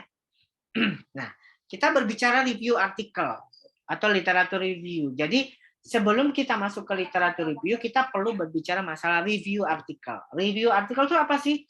Kita ngumpulin jurnal-jurnal orang, kan biasanya kalau Anda skripsi, Anda disuruh cari cari penelitian orang lain yang relevan dengan penelitianmu misalnya. Ya, yang relevan dengan penelitianmu. Kemudian kamu buat summarize, kamu buat rangkuman apa persamaan dan perbedaan misalnya. Itu adalah synthesize. Ya, jadi Anda mereview artikel orang, Anda kumpulkan, Anda buat matrix table, Anda sintesis, itu adalah review artikel. Ya, Anda baca dari A sampai Z. Apa yang kamu dapat misalnya. Ya. Saya dulu pernah mengalami gitu, disuruh baca artikel bingung, bacanya itu baca dari mana, mulai dari mana, ditanya apa hasilnya. Nggak ngerti. Ya, jadi makanya di institusi saya itu kemarin kita ada satu topik yang kebetulan salah satu pembicaranya juga saya, itu kita namanya journal reading. Jadi saya ajar itu gimana sih baca artikel itu. Kan biasa mahasiswa gitu disuruh cari jurnal tapi bingung, suruh bacanya mulai dari mana, apa yang mesti dicari gitu kan. Nah, itu banyak, kalau jangankan mahasiswa S1 S2 aja masih bingung, ya kan S3 aja bingung ya. Nah, saya biasa karena kebetulan saya ngajar di sempat ngajar di Mahidol juga untuk mahasiswa doktoral S3 family kemarin itu. Saya tanya itu, ternyata sama pengalaman dia juga, bahwa ketika misalnya ajannya minta dia baca artikel tuh dia bingung mulai dari mana, apa yang mau dicari. Nah, makanya kita perlu review artikel, karena di dalam review artikel itu nanti di metodenya itu apa sih yang kita mau cari, disintesis hasilnya, sehingga nanti yang kita baca itu nggak lewat saja gitu. Ya. Kemudian review artikel itu umumnya disintesis dari hasil penelitian sebelumnya. Review artikel itu umumnya kita ngambil dari orang, kemudian kita sintesis satu persatu untuk dapat hasilnya seperti apa. Ya, itu review artikel. Nah, ini sebenarnya sebenarnya terlalu tinggi buat anak S1, cuman at least anak S1 boleh mendapatkan informasi bahwa misalnya literatur review, ada systematic review, ada meta analisis. Ini sebenarnya systematic dan meta itu terlalu tinggi ya, bukan buat anak S1. Cuman saya mau meng-highlight saja untuk literatur review bahwa literatur review itu merangkum topik yang cukup luas cakupannya. Jadi biasanya kalau kita mau buat literatur review kaitan dengan diabetes manajemen misalnya, karena kebetulan saya expertnya di diabetes, nah makanya kita akan merangkumnya itu lebih luas, cukup luas gitu. Apa sih yang kita mau lihat dari diabetes manajemen? Oh, saya mau lihat dietnya, saya mau lihat bagaimana medication adherence, bagaimana dia mengkonsumsi obat, bagaimana dia pemeriksaan kadar gula darahnya misalnya. Itu cakupannya lebih luas kalau dia literatur review. Kemudian dia kualitatif. Kualitatif itu artinya gini, dia tidak lagi bermain angka-angka, tapi dia lebih bermain kata-kata. Misalnya, diet pasien diabetes itu adalah A, B, C, D. Jadi dia lebih naratif gitu. Ya, bedanya dia lebih naratif. Nah, sebenarnya literatur review itu tidak wajib mengikuti metode yang sistematik dalam mencari artikel yang relevan, sumber yang digunakan, maupun strategi serta kualitas artikel yang sistematik.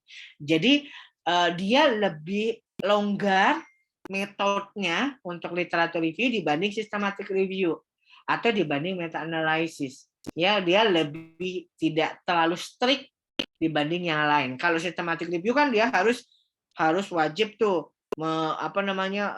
melakukan critical appraisal atau bagaimana menilai kualitas sebuah artikel, bagaimana dia harus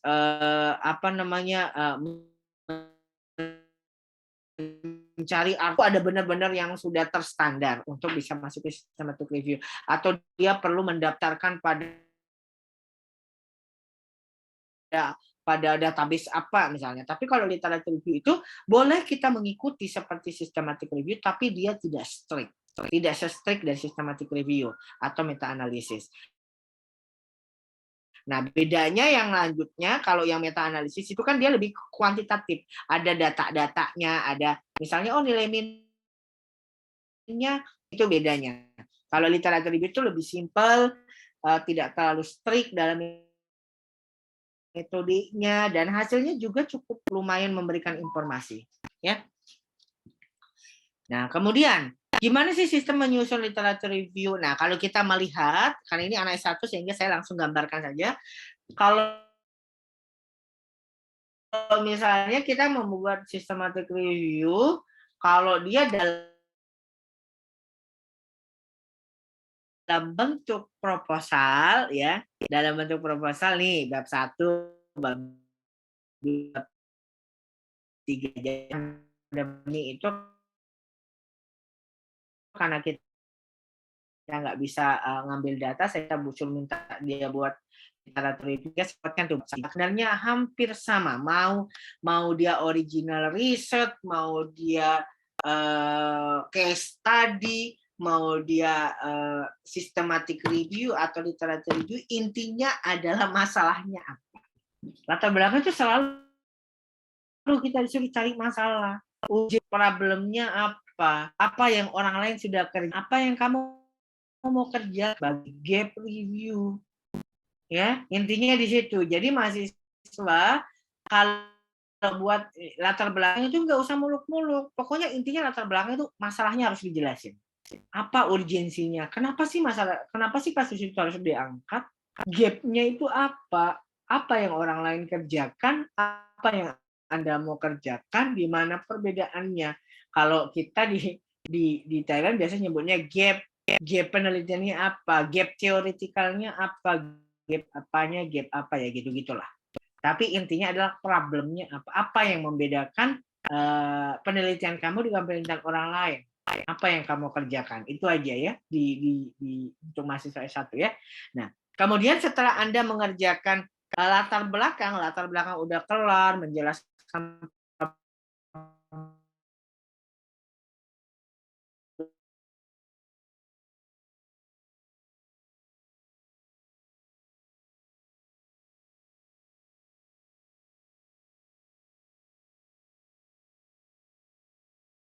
problemnya apa yang orang lain kerjakan, apa yang saya ingin kerjakan, saya pakai picot atau picos atau pico. Standar aja, misalnya pico kita pakai yang agak sedikit melebar, misalnya pico. Pico itu apa misalnya? Population, patient, problem, atau program. Ya, boleh tergantung. Misalnya, oh saya mau mereview kaitan dengan program misalnya, atau saya mau mereview kaitan dengan case ini misalnya. Tergantung mau pakai dia jadikan dia population, patient, atau yang lain. I itu intervention misalnya. Atau nama lainnya kita bisa prognostic factors atau faktor-faktor yang berhubungan atau relate misalnya dengan case yang kita angkat. Kan biasanya kita mau membuat literatur review untuk melihat faktor-faktor yang mempengaruhi resiliensi lansia misalnya. Berarti I-nya itu bukan intervensi tapi dia faktornya. C-nya itu comparison misalnya. Ada nggak pembandingnya? O-nya itu outcome. Jadi nanti kita buat research question-nya based on PICO atau PICOT atau PICOS, terserah. Tapi saya lebih senang ke PICOS misalnya kalau saya ngajarin mahasiswa pakai PICO misalnya. Nah ini contohnya. Ini contohnya buat. Ini satu artikel saya yang terbit di Springer dia dari International Journal of Diabetes in Developing Countries ya.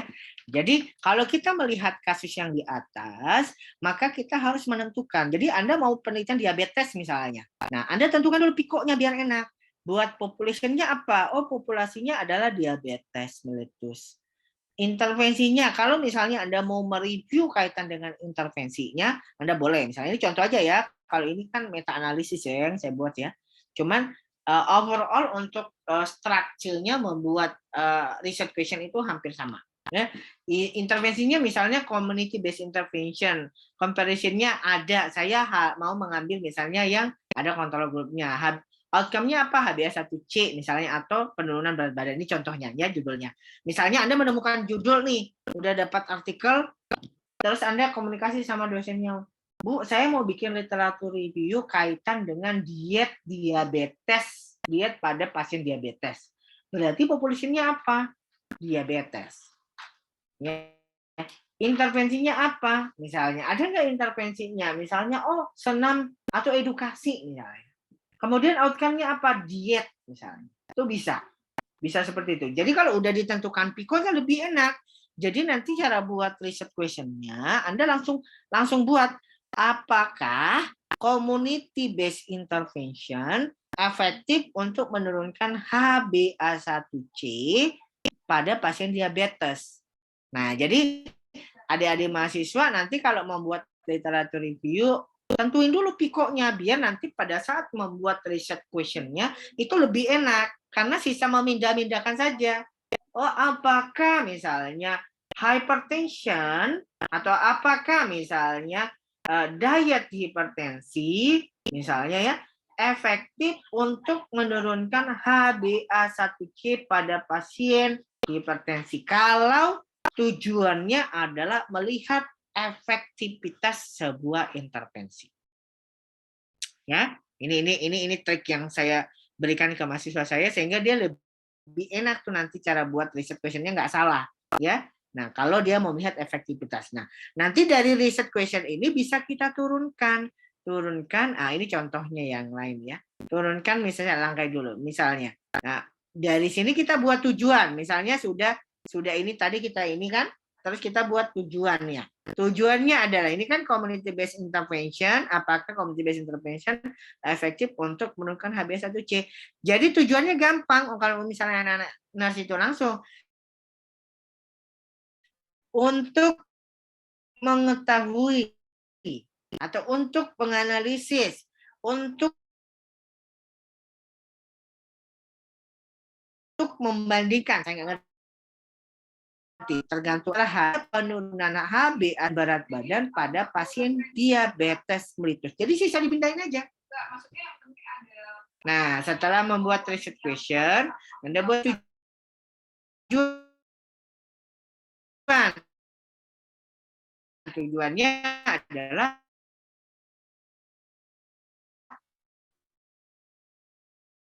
pindahkan dari pertanyaan 7 di depannya yang menunjukkan bahwa ini kembali lagi di Thailand juga dengan faktor. Tadi kita berbicara di sini, yaitu selain intervensi adalah prognostic factors. Ini contohnya. Nah, jadi dia ini judul artikelnya faktor yang berhubungan, tapi ini sistematik lagi ya. Jangan dilihatnya kita cuma mau melihat gimana membuat research question-nya ya. Jadi faktor yang dia tentukan tuh population-nya apa, faktor apa, intervensinya apa, I-nya apa, berarti dia pakai faktor intervention ya. Kemudian outcome-nya manajerial kompetensi. Jadi cara buatnya lah apa faktor yang mempengaruhi kompetensi perawat lini pertama ya. Ini pertama ya.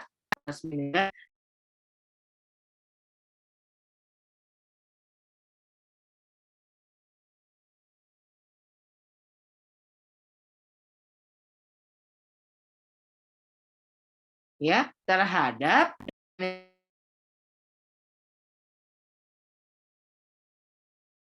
manajerial kompetensi. Jadi kalau apa kadar gula darah, apa namanya, penyembuhan luka diabetes misalnya, tapi dalam bentuk literatur review, maka kalian akan pakai poin yang ini untuk membuat research question-nya, ya, gitu ya. Nah, setelah Anda membuat research question, membuat pertanyaan penelitian, membuat tujuan literatur itu, maka Anda akan masuk ke metodologi. Kalau untuk mahasiswa S1, saya nggak muluk-muluk, jadi kita buat yang simple. Jadi yang pertama yang Anda perlu jelaskan adalah desain yang Anda gunakan atau jenis pendekatan yang Anda gunakan pada literatur review, pada review artikel ini. Nah, ini contoh dari apa yang dikerjakan oleh mahasiswa bimbingan saya. Jadi dia bilang desain penelitiannya. Penelitian ini menggunakan metode kajian literatur review untuk mengumpulkan, mengidentifikasi, mengevaluasi, dan menginterpretasikan sel efikasi pada pasien diabetes terhadap kepatuhan dalam injeksi insulin. Jadi di bab 3 itu udah masuk tuh desain penelitiannya. Oh, dia pakainya literatur review pendekatannya, atau dia pakainya pendekatan sistematik review atau integratif review, tergantung. Nah, ini contoh mahasiswa saya ketika membuat proposal dari literatur review-nya. Dia mengatakan bahwa penelitian ini menggunakan metode kajian literatur review untuk mengumpulkan, mengidentifikasi, mengevaluasi, dan juga menginterpretasikan sel efikasi pasien terhadap kepatuhan dalam injeksi insulin. Nah, ini contohnya. Nah,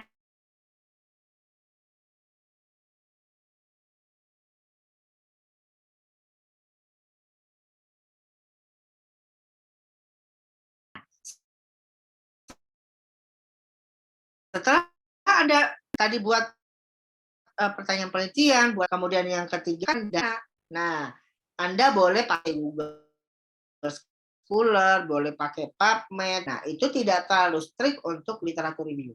Ya, jadi kalau mahasiswa saya di sini dia bilang sumber data. Sumber datanya pada penelitian ini didapatkan melalui Google Scholar, PubMed yang digunakan untuk mencari jurnal-jurnal yang relevan. Nah, jurnal-jurnal ini dapat penelitian dilakukan dengan mengikuti tahapan metode Prisma. Dia pakai metode metode Prisma, walaupun tidak benar-benar Prisma yang seperti sistematik, tapi dia at least dari Google Scholar saya dapat sekian, dari dapat sekian, kemudian saya review gitu ya. Nah itu ya. Nah setelah itu mahasiswa saya lagi nih, ini pokoknya punya mahasiswa saya yang saya bahas di sini ya, yang baru selesai. Nah dia buat keyword atau medical hidden subject. Jadi di situ judulnya adalah kata kunci dan strategi pencarian. Jadi kalau misalnya di penelitian biasa waktu skripsi itu kan riset, pertanyaan penelitian, tujuan, kemudian metode, desain penelitian, ada sampel, ada apa. Kalau di literatur review, setelah ngomong desain, kita ngomong database-nya apa, kemudian kita ngomong keyword atau medical hidden subject. Nah, di mana kata kunci dan strategi pencarian. Jadi dia bilang pencarian jurnal pada penelitian ini menggunakan keyword dan atau kata kunci self-efficacy, diabetes mellitus, kepatuhan, injeksi insulin atau suntik yang didapat melalui Google Scholar dan PubMed. Jadi dia bilang katanya saya pakainya PubMed dan Google Scholar untuk mencari lansia misalnya. Mencari artikel. Sorry. Ya. Kemudian dia buat table tuh. Google Scholar dan PubMed. Di Google Scholar itu saya pakai strategi apa, ya. Mudah-mudahan adik-adik mahasiswa sudah dapat bagaimana searching jurnal. Nah, karena kalau misalnya Anda belum belajar searching jurnal, nanti Anda kesusahan cari jurnalnya ya. Nah, kalau misalnya yang dilakukan mahasiswa saya itu karena dia mau mencari kaitan ini misalnya dia demensia atau kecemasan misalnya ya. Atau ini contoh ya, atau demensia N huruf besar, lansia N gangguan kecemasan, atau dia pakai OR. Jadi ini strategi dalam mencari sebuah artikel. Jadi ketika kita menggunakan N besar, maka yang akan keluar dari proses pencarian artikel adalah dua keyword ini. Jadi semua keyword yang ada kaitan dengan demensia dan gangguan kecemasan, maka dia akan keluar dalam pencarian kita. Ya, ini. Jadi dia gambarkan dulu database yang digunakan apa, kemudian strateginya yang dia input itu apa untuk mencari artikel. Misalnya ya. Nah, ini contoh ya.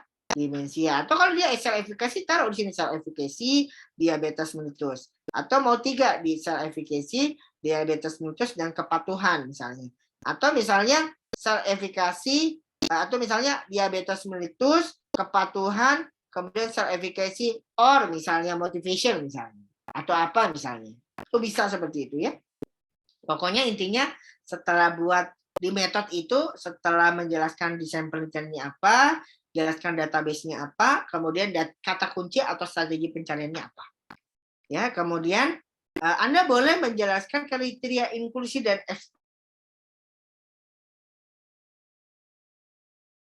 eksklusi. Kan kalau di penelitian literatur review kita juga ada, tapi kriterianya adalah kriteria artikel yang kita mau review. Ya, di sini katanya boleh Anda bilang jurnal terbit dari tahun keberapa ke berapa. Misalnya Anda disuruh cari jurnal sama pembimbingnya untuk buat literatur review. Sekarang Anda mau tentukan nih, tahunnya kapan? Misalnya 2005 sampai 2010. Berarti 5 tahun. Jadi di luar dari 2005 dan sampai 2010 maka itu akan kita exclude, kita buang, tidak ikut di review misalnya. Nah, kemudian fokus jurnal. Misalnya, saya mau cari jurnalnya yang hanya untuk tipe 2 diabetes. Diabetes kan ada banyak ya. Berarti tipe 1 nggak dipakai, tipe gestasional nggak dipakai, tipe yang lain nggak dipakai, tapi khusus tipe 2. Kalau misalnya memang ada, Anda boleh buat kriteria itu. Jadi nanti setelah membuat keyword, itu buat kriteria inklusi pemilihan jurnal. Misalnya. Ya. Atau kita mau metodenya, kita mau sempitkan. Saya cuma mau yang kuasi eksperimen. Boleh, selalu di luar dari kuasi eksperimen itu kita buang. Boleh seperti itu ya. Nah,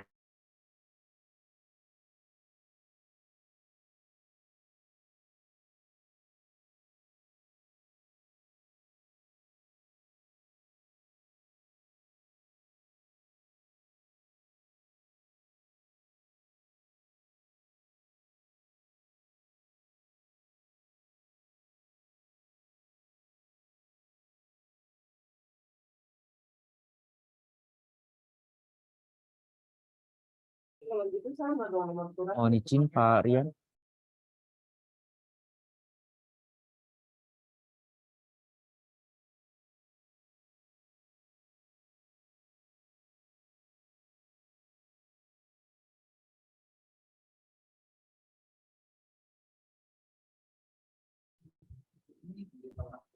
Halo, apakah suara saya masuk? Masuk, Pak. Oh, Pak Rian? Terlempar ya beliau ya? Iya, Pak. Jangan. Oh ya, yes. Ya.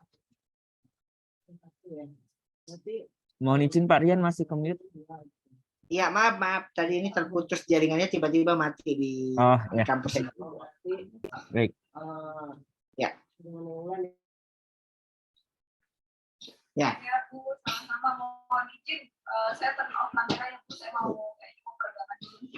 Ya, ini misalnya contoh kriterianya. Ini yang dibuat mahasiswa saya.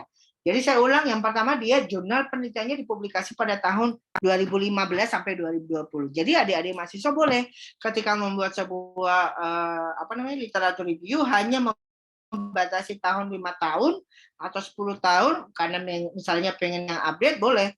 Anda jelaskan saja di dalam proposal itu. Kemudian hasil yang diukur adalah sel efikasi. Jadi mahasiswa saya ini hanya mencari artikel yang kaitannya dengan sel efikasi. Kalau ada artikel yang walaupun dia injeksi insulin tapi tidak mengukur sel efikasi, dia buang. Atau kita mau spesifikkan lagi dengan artikel yang menggunakan metode apa, misalnya kan metode banyak ya. Ada yang deskriptif, cross-sectional, cohort, segala macam, atau ada kuasi eksperimen, atau ada desain yang lain. Nah, Anda boleh menentukan. Kalau mahasiswa saya kemarin ini dia buat yang yang RCT. Jadi dia hanya ngambil yang RCT saja tuh, karena dia mau melihat intervensi apa yang paling cocok misalnya ya. Nah, kemudian setelah itu dia buat lagi kriteria eksklusi. Jadi kalau penelitian dengan metode yang tidak jelas tercantum dalam jurnal, walaupun dia sel efikasi misalnya dibahas, tapi dia metodenya nggak jelas, dia buang. Atau jurnal yang ditampilkan tidak full text, misalnya dia buang. Atau kriteria-kriteria lain yang bisa Anda masukkan menjadi kriteria eksklusi, boleh Anda tambahkan. Ya, jadi ini cukup nggak terlalu strict dalam prosesnya. Jadi memang sangat cocok untuk mahasiswa-mahasiswa yang baru belajar, mahasiswa S1 ya. Kalau yang sistematik itu kelasnya udah dosen ya. Nah, kemudian setelah dia menentukan desain penelitiannya, dia menentukan database-nya, kemudian menentukan keyword-nya, kemudian dia menentukan kriteria inklusi, selanjutnya dia menjelaskan sintesis hasil penelitian. Nah, di dalam sintesis ini dia menjelaskan poin-poin apa yang akan dia review pada literatur review itu. Nah, contohnya ini adalah poin yang mau direview oleh mahasiswa saya kemarin. Jadi dia mau melihat konsep sel efikasi dalam kepatuhan injeksi insulin. Bagaimana sih konsep sel efikasi itu dalam injeksi insulin? Kemudian poin yang kedua yang dia mau cari adalah faktor apa yang mempengaruhi kepatuhan dalam injeksi. 3, dia mau mengetahui lagi intervensi apa yang dapat meningkatkan kepatuhan dalam menjalani injeksi. Kemudian yang keempat, dia efek sel efikasi dalam meningkatkan kepatuhan injeksi. Jadi dari artikel yang dia baca, dia mau mencari poin-poin ini. Ya, jadi di dalam proposalnya dia ngomong seperti itu. Ya, sehingga nanti kalau sudah masuk pada tahapan sintesis insulin, maka selesai untuk bab 3 untuk literatur review. Selanjutnya kita akan masuk pada hasil penelitian. Nah, saya kemarin sebenarnya menyarankan ke mahasiswa saya supaya kamu lebih sistematis dalam membaca sebuah artikel, makanya kamu perlu membuat ekstraksi data. Ya, ekstraksi data. Jadi saya contohkan seperti ini. Jadi ekstraksi data itu menjelaskan atau mengumpulkan informasi yang dibutuhkan dari jurnal yang akan direview. Jadi judul di atasnya ini tergantung pada sintesis yang di sini. Ya, jadi di sintesis ini ada banyak. Nah, kalau mahasiswa saya contohnya yang lain ya, Contohnya ini hanya contoh. Oh, dia mau melihat kerangka konsep teorinya apa sih yang digunakan penelitian sebelumnya, apa sih instrumen yang digunakan, kemudian apa sih intervensi yang digunakan, berapa lama durasinya, apa hasilnya. Nah, dia buat dalam bentuk tabel, jadi kalau ada 10 artikel, dia akan buat 10-nya. Nah, nanti dari sini dia lebih enak ngomongnya untuk hasilnya. Ini dia kan biasanya bingung tuh, Pak, kalau kita baca artikel apa yang kita mau baca, apa yang kita mau review, bingung. Jadi kembali ke sintesis ini. Nah, di sini Anda harus apa sih yang Anda cari? Misalnya, oh saya mau lihat faktor, saya mau lihat efeknya.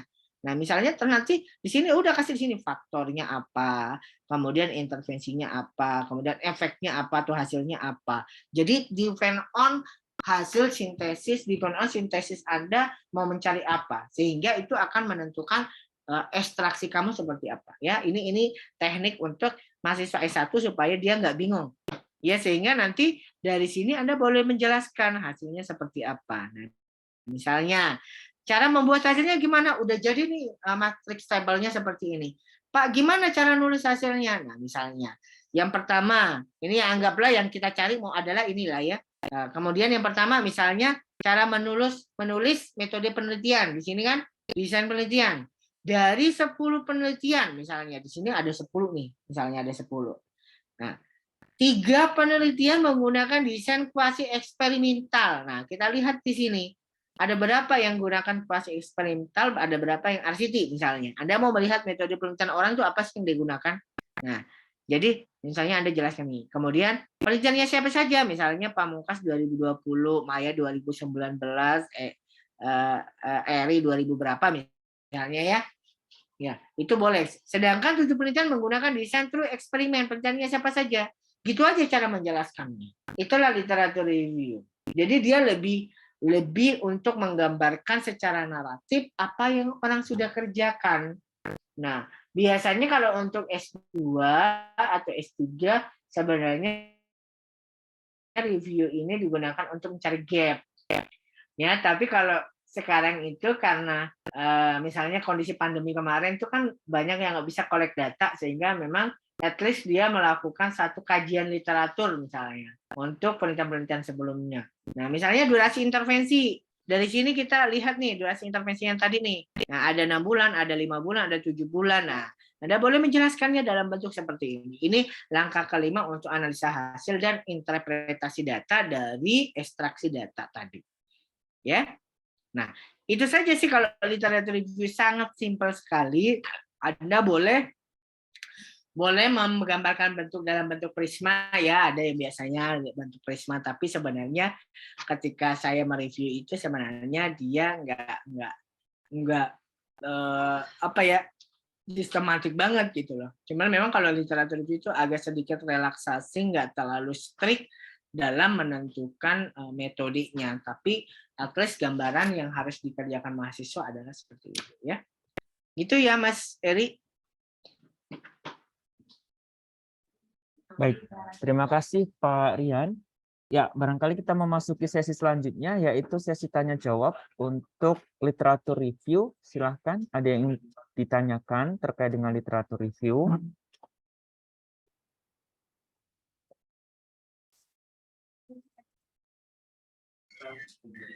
Assalamualaikum Bapak, ingin bertanya boleh? Boleh, silahkan Cindy, mangga. Baik, sebelumnya Assalamualaikum warahmatullahi wabarakatuh. Bapak mohon izin bertanya, perkenalkan nama saya Yanti. Saya mahasiswa profesi nurse UMT. Bapak izin bertanya ya Pak. Sebelumnya kan kebetulan skripsi saya tentang hubungan antara sosial dan mandiri pada lansia DM tipe 2 Pak. Nah, saya inginnya Pak terkait KIA-nya, apakah bisa jika KIA-nya membuat literatur review mengenai faktor manajemen DM tipe 2 tersebut, atau harus literatur review mengenai intervensinya saja ya Pak? Ya, mungkin itu baik, saja sih Mbak Pak. Cindy. Mbak Cindy boleh melakukan semua, tergantung Mbak Cindy. Jadi nanti Mbak Cindy masuknya di poin yang ini. Nah, kira-kira berdasarkan KIA-nya Mbak Cindy mau mencari yang mana? Apakah saya perlu mencari apa tadi kaitan dengan apa tadi? Sorry Mbak Cindy. Manajemen perawatan dirinya, Iya. Pak. Apakah mau melihat bagaimana misalnya faktor yang mempengaruhi apa, atau melihat faktor apa, atau melihat konsep apa misalnya, atau mau melihat bagaimana proses manajemen dirinya misalnya. Itu depend on Mbak Cindy. Mbak Cindy boleh menentukan di poin yang ini. Poin ini adalah poin yang menentukan Mbak Cindy mau kajian literatur review-nya apa. Kalau mau satu aja nggak apa-apa. Kalau mau dua, tergantung Mbak Cindy. Tergantung kebutuhannya Mbak Cindy ya. Gitu ya Mbak Cindy ya. Baik, Bapak. Oke, baik. Barangkali ada pertanyaan lain, silahkan. Oh ya Pak Rian, mohon maaf. Tadi kan ada sintesis, ada 4 ya. Berarti nanti di pembahasan yang ya di hasil dan pembahasan literatur review, berarti keempat-empatnya itu dibahas seperti itu ya. Jadi misalkan. Iya betul. Iya betul. Jadi kenapa saya sebenarnya sintesis itu nggak apa ya, dalam strukturnya itu sebenarnya nggak mesti harus ada. Cuman memang kalau saya anak S1 saya buatkan seperti itu, jadi dia nggak kemana-mana gitu. Jadi mahasiswa itu kadang bingung tuh ketika dia tidak ditentukan, oh kamu mau nyari apa sih, dia bingung kadang pada saat menulis hasil, apa sih yang saya harus tulis tuh gitu. Jadi saya buatkan tuh poinnya, faktornya, manajemen dirinya misalnya ada 2. Jadi nanti pas di hasil dia harus menunjukkan 2 itu, dan pembahasan juga harus menunjukkan 2 itu. Nah, tapi biasanya di pembahasan itu bisa juga kita elaborasi. Tapi kalau saya mahasiswa S1 saya nggak apa ya, kalau saya mahasiswa S1 itu malah saya poinkan saja supaya dia paham. Oh, ketika hasilnya 2, saya harus bahasnya 2 gitu kan. Itu bisa begitu Mas kalau anak S1, tapi kayak kita misalnya ya yang mau menulis artikel, biasanya walaupun saya di pembahasan itu ada 5, saya akan elaborasi menjadi 1 itu di poin pembahasan. Karena kita biasanya dibatasi oleh lembaran kan untuk pembahasan itu. Nah, itu biasa saya elaborasi. Tapi kalau untuk anak S1 buat mahasiswa misalnya untuk membuat karya tulis yang bukan untuk publikasi misalnya, itu nggak apa-apa di poin-poinkan saja ya. Sehingga lebih jelas dia kan. Ya begitu Mas. Ya, baik. Terima kasih Pak Rian. Oke, barangkali yang lain silahkan ada pertanyaan. Bisa melanjutkan skripsinya ya. Jadi kan kalau skripsi itu kan ada batasannya atau mungkin ada rekomendasi. Nah, itu juga bisa dilakukan literatur review sehingga ada gap di sana ya. Tadi yang disampaikan oleh Pak Rian. Oke, baik. Barangkali ada yang ingin tanyakan, silahkan. Dari Bapak Ibu dosen juga diperbolehkan ya, barangkali ya Pak Rian ya.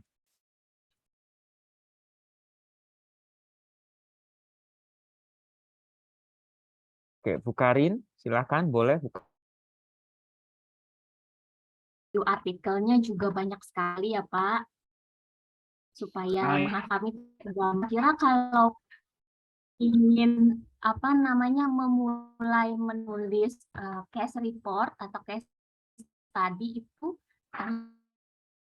biasanya tadi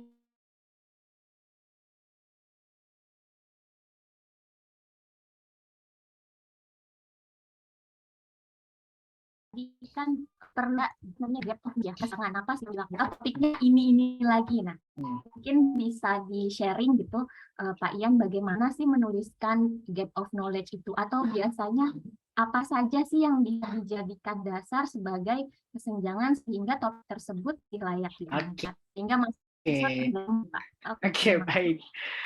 Oke, saya coba carikan artikelnya ya, apa ya yang mudah dipahami ya.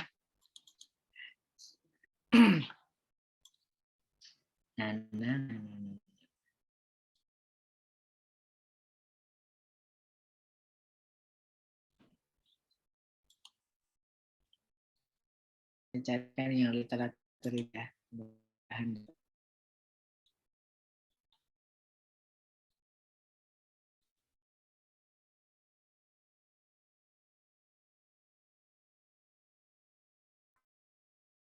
Nah, oke. Nah, ini kita sudah agak sedikit tinggi ya. Ya Bapak. Jadi gini, adik-adik mahasiswa, ini salah satu artikel saya yang saya terbitkan. Ini literatur review ya. Jadi saya membahas kaitan dengan psychological problem. Jadi problem berhubungan dengan apa namanya testing gula darah yang pakai apa namanya pinjer itu dan insulin injection untuk pasien diabetes ya. Nah, ini kan literatur review ya. Literatur review pertanyaannya gimana sih membuat gap? Iya betul, mahasiswa itu sangat sulit melihat gap penelitian itu apa sebenarnya. Gimana sih menggambarkan sebuah gap penelitian? Jadi konsepnya begini ya, anak mahasiswa. Mungkin saya agak sedikit, nggak apa-apa kita sedikit menjelaskan. Gap penelitian itu ada dua ya, ada teori dan ada gap literatur. Ya, teori adalah apa sih yang katakan teori dan apa yang kita itu menggambar dengan ini. Bentar ya, maaf ya, bentar ya. Halo, bro, saya lagi di atas bentar aja.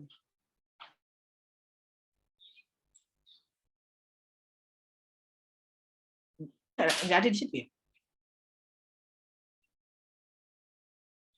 Oh, bentar. Iya. Nah, jadi itu. Jadi kalau kita bicara itu ada ya gap teori dan gap teori itu misalnya apa sih yang teori katakan dan apa yang dibutuhkan oleh seorang peneliti teori atau literatur. Gap literatur itu apa yang orang lain kerjakan, apa yang akan kita kerjakan. Nah, biasa kalau membuat gap itu berada di akhir-akhir itu. Biasanya memang seperti ini. Nah, jadi recently masih ada sedikit gap kaitan dengan ini. Jadi hanya sedikit yang biji testing dan insulin injection. Ya, jadi itu. Jadi apa yang sudah ada, apa yang akan kita kerjakan. Ya, jadi ternyata di studi ini sangat sedikit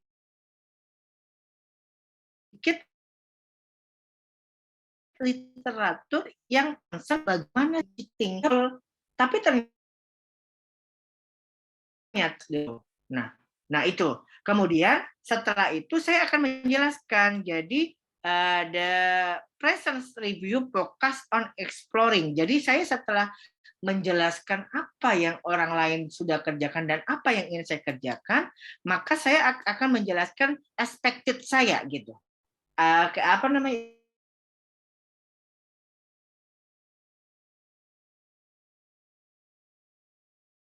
Istilahnya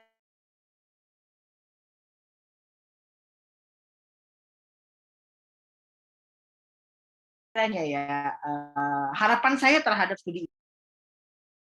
Jadi saya mereview aspek pada CBC dan ini memberikan information ya, value information terhadap untuk pengembangan dan psikologi dan improve quality of life. Jadi bermasalah kesulitannya itu cara membuat gap-nya. Jadi gap itu kita buat di akhir dari background, jelaskan apa yang orang lain kerjakan dan apa kelebihannya Anda. Apa yang Anda mau isi dan apa kelebihannya studinya Anda. Ya, sehingga penelitian ini masih layak loh. Oh, orang itu penelitiannya kaitan dengan A, B, C. Saya mau penelitian terkait ini yang bisa lebih dari penelitian orang lain. Ya, itu ya. Itu ya adik-adik mahasiswa ya. Mudah-mudahan bisa memberikan sedikit gambaran bagaimana membuat sebuah gap penelitian. Ya. Iu, gila aing.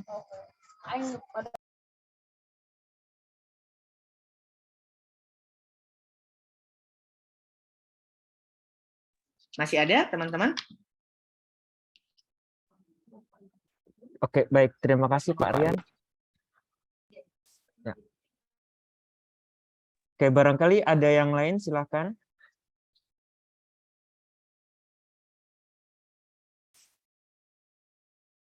Oke, baik. Saya rasa kita sudah sampai ke sesi terakhir ya untuk tanya jawab terkait dengan literatur review. Barangkali nanti kita akan masuk ke sesi terakhir, yaitu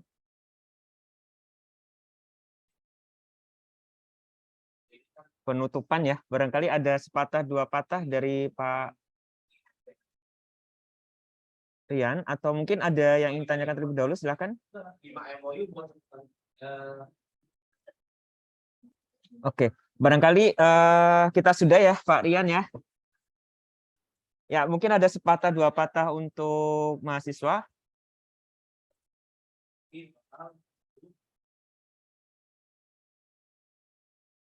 Oke. Apakah suara saya masuk? Cek.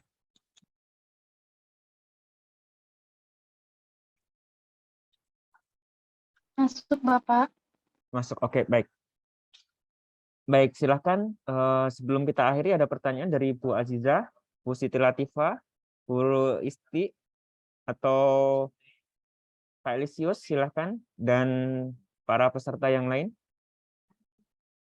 Atau dirasa cukup?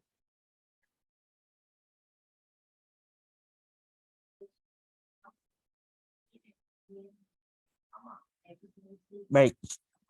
Baik, barangkali untuk Pak Rian, sepertinya kita sudah memasuki sesi terakhir, Pak Rian. Barangkali sepatah dua patah kata untuk para peserta agar memulai untuk menulis dan memulai untuk dikenal dunia. Ya.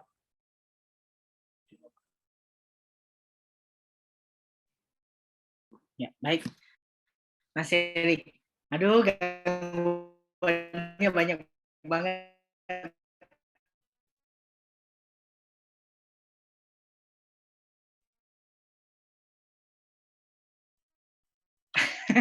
Mahasiswa ya, memang sih langsung jadi orang hebat yang menulis ya. Saya juga dulu awal-awalnya tuh asal nulis aja gitu kan, kalau kelamaan nanti akan terbiasa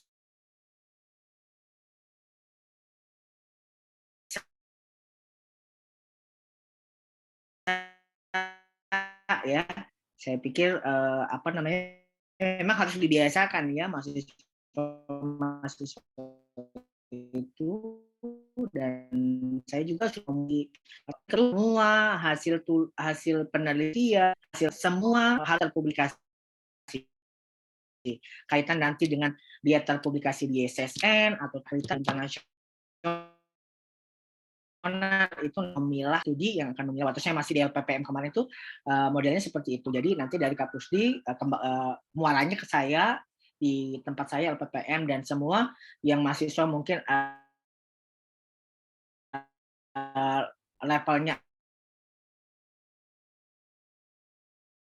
agak rendah tulisannya, nanti kita apa namanya pelaporan, mau dia akreditasi, mau dia apa namanya kebutuhan kinerja penelitian segala macam, sehingga memang luaran kita akhirnya banyak.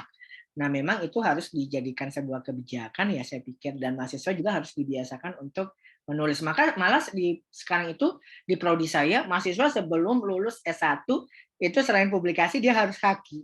Jadi tulisannya dia, laporannya dia dalam bentuk laporan itu harus dihakikan sebagai syarat wajib untuk sebelum dia menyandang gelar sarjana. Nah, mungkin mudah-mudahan nanti bisa diadopsi sistem kami, sehingga memang akhirnya kami itu tidak pernah kekurangan. Kan kalau di standar 9 itu apa karya mahasiswa itu ada semua jadinya. Mau dia KIA, mau dia apa itu ada semua dalam bentuk publikasi, dalam bentuk haki dan sebagainya. Mungkin itu saja ya teman-teman dari UMT. Buat mahasiswa, selamat dan semangat untuk kerja karya tulis ilmiahnya. Semoga sukses. Nanti mudah-mudahan ada waktu kita berdiskusi kembali. Terima kasih Mas Eli dan teman-teman dari UM. Baik, terima kasih kepada Pak Rian ya. Mohon maaf saya ganti device. Barangkali kita masuk sesi terakhir, yaitu penutupan. Untuk para peserta bisa on cam ya untuk kita lakukan pendokumentasian. Ya, Oke, nanti akan saya screenshot ya, sebentar.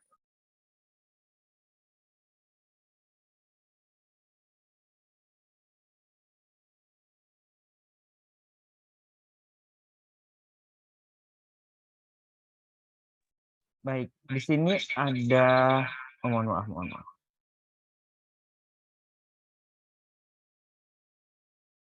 Oke, baik. Di sini ada 3 layar ya, untuk kita screenshot. Ya, kita mulai dari layar pertama.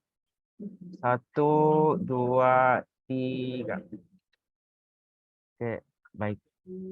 Selanjutnya layar kedua, 1, 2, 3.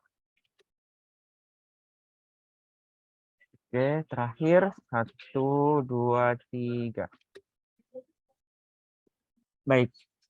Alhamdulillahirrahmanirrahim ya, kita sudah sampai penghujung acara dan kami ucapkan sekali lagi terima kasih kepada pembicara Bapak Dr. Public Health Rian Adi Pamungkas, Eskop Nurse MNS yang telah meluangkan waktunya untuk sharing ilmu, sharing pengalaman kepada kami ya, kepada mahasiswa profesi nurse Universitas Muhammadiyah Tangerang, dan semoga ilmu ini bermanfaat dan berkah barokah, dan mohon maaf sebesar-besarnya kami mewakili institusi apabila ada hal-hal yang kurang berkenan kepada pembicara, dan terima kasih juga kami ucapkan kepada para dosen, kemudian juga seluruh mahasiswa yang telah menghadiri Zoom virtual ini dari awal sampai akhir ya. Barangkali itu saja yang bisa saya sampaikan. Sekali lagi kami mohon maaf dan mengucapkan terima kasih sebesar-besarnya atas terselenggaranya kegiatan ini. Semoga berkah barokah dan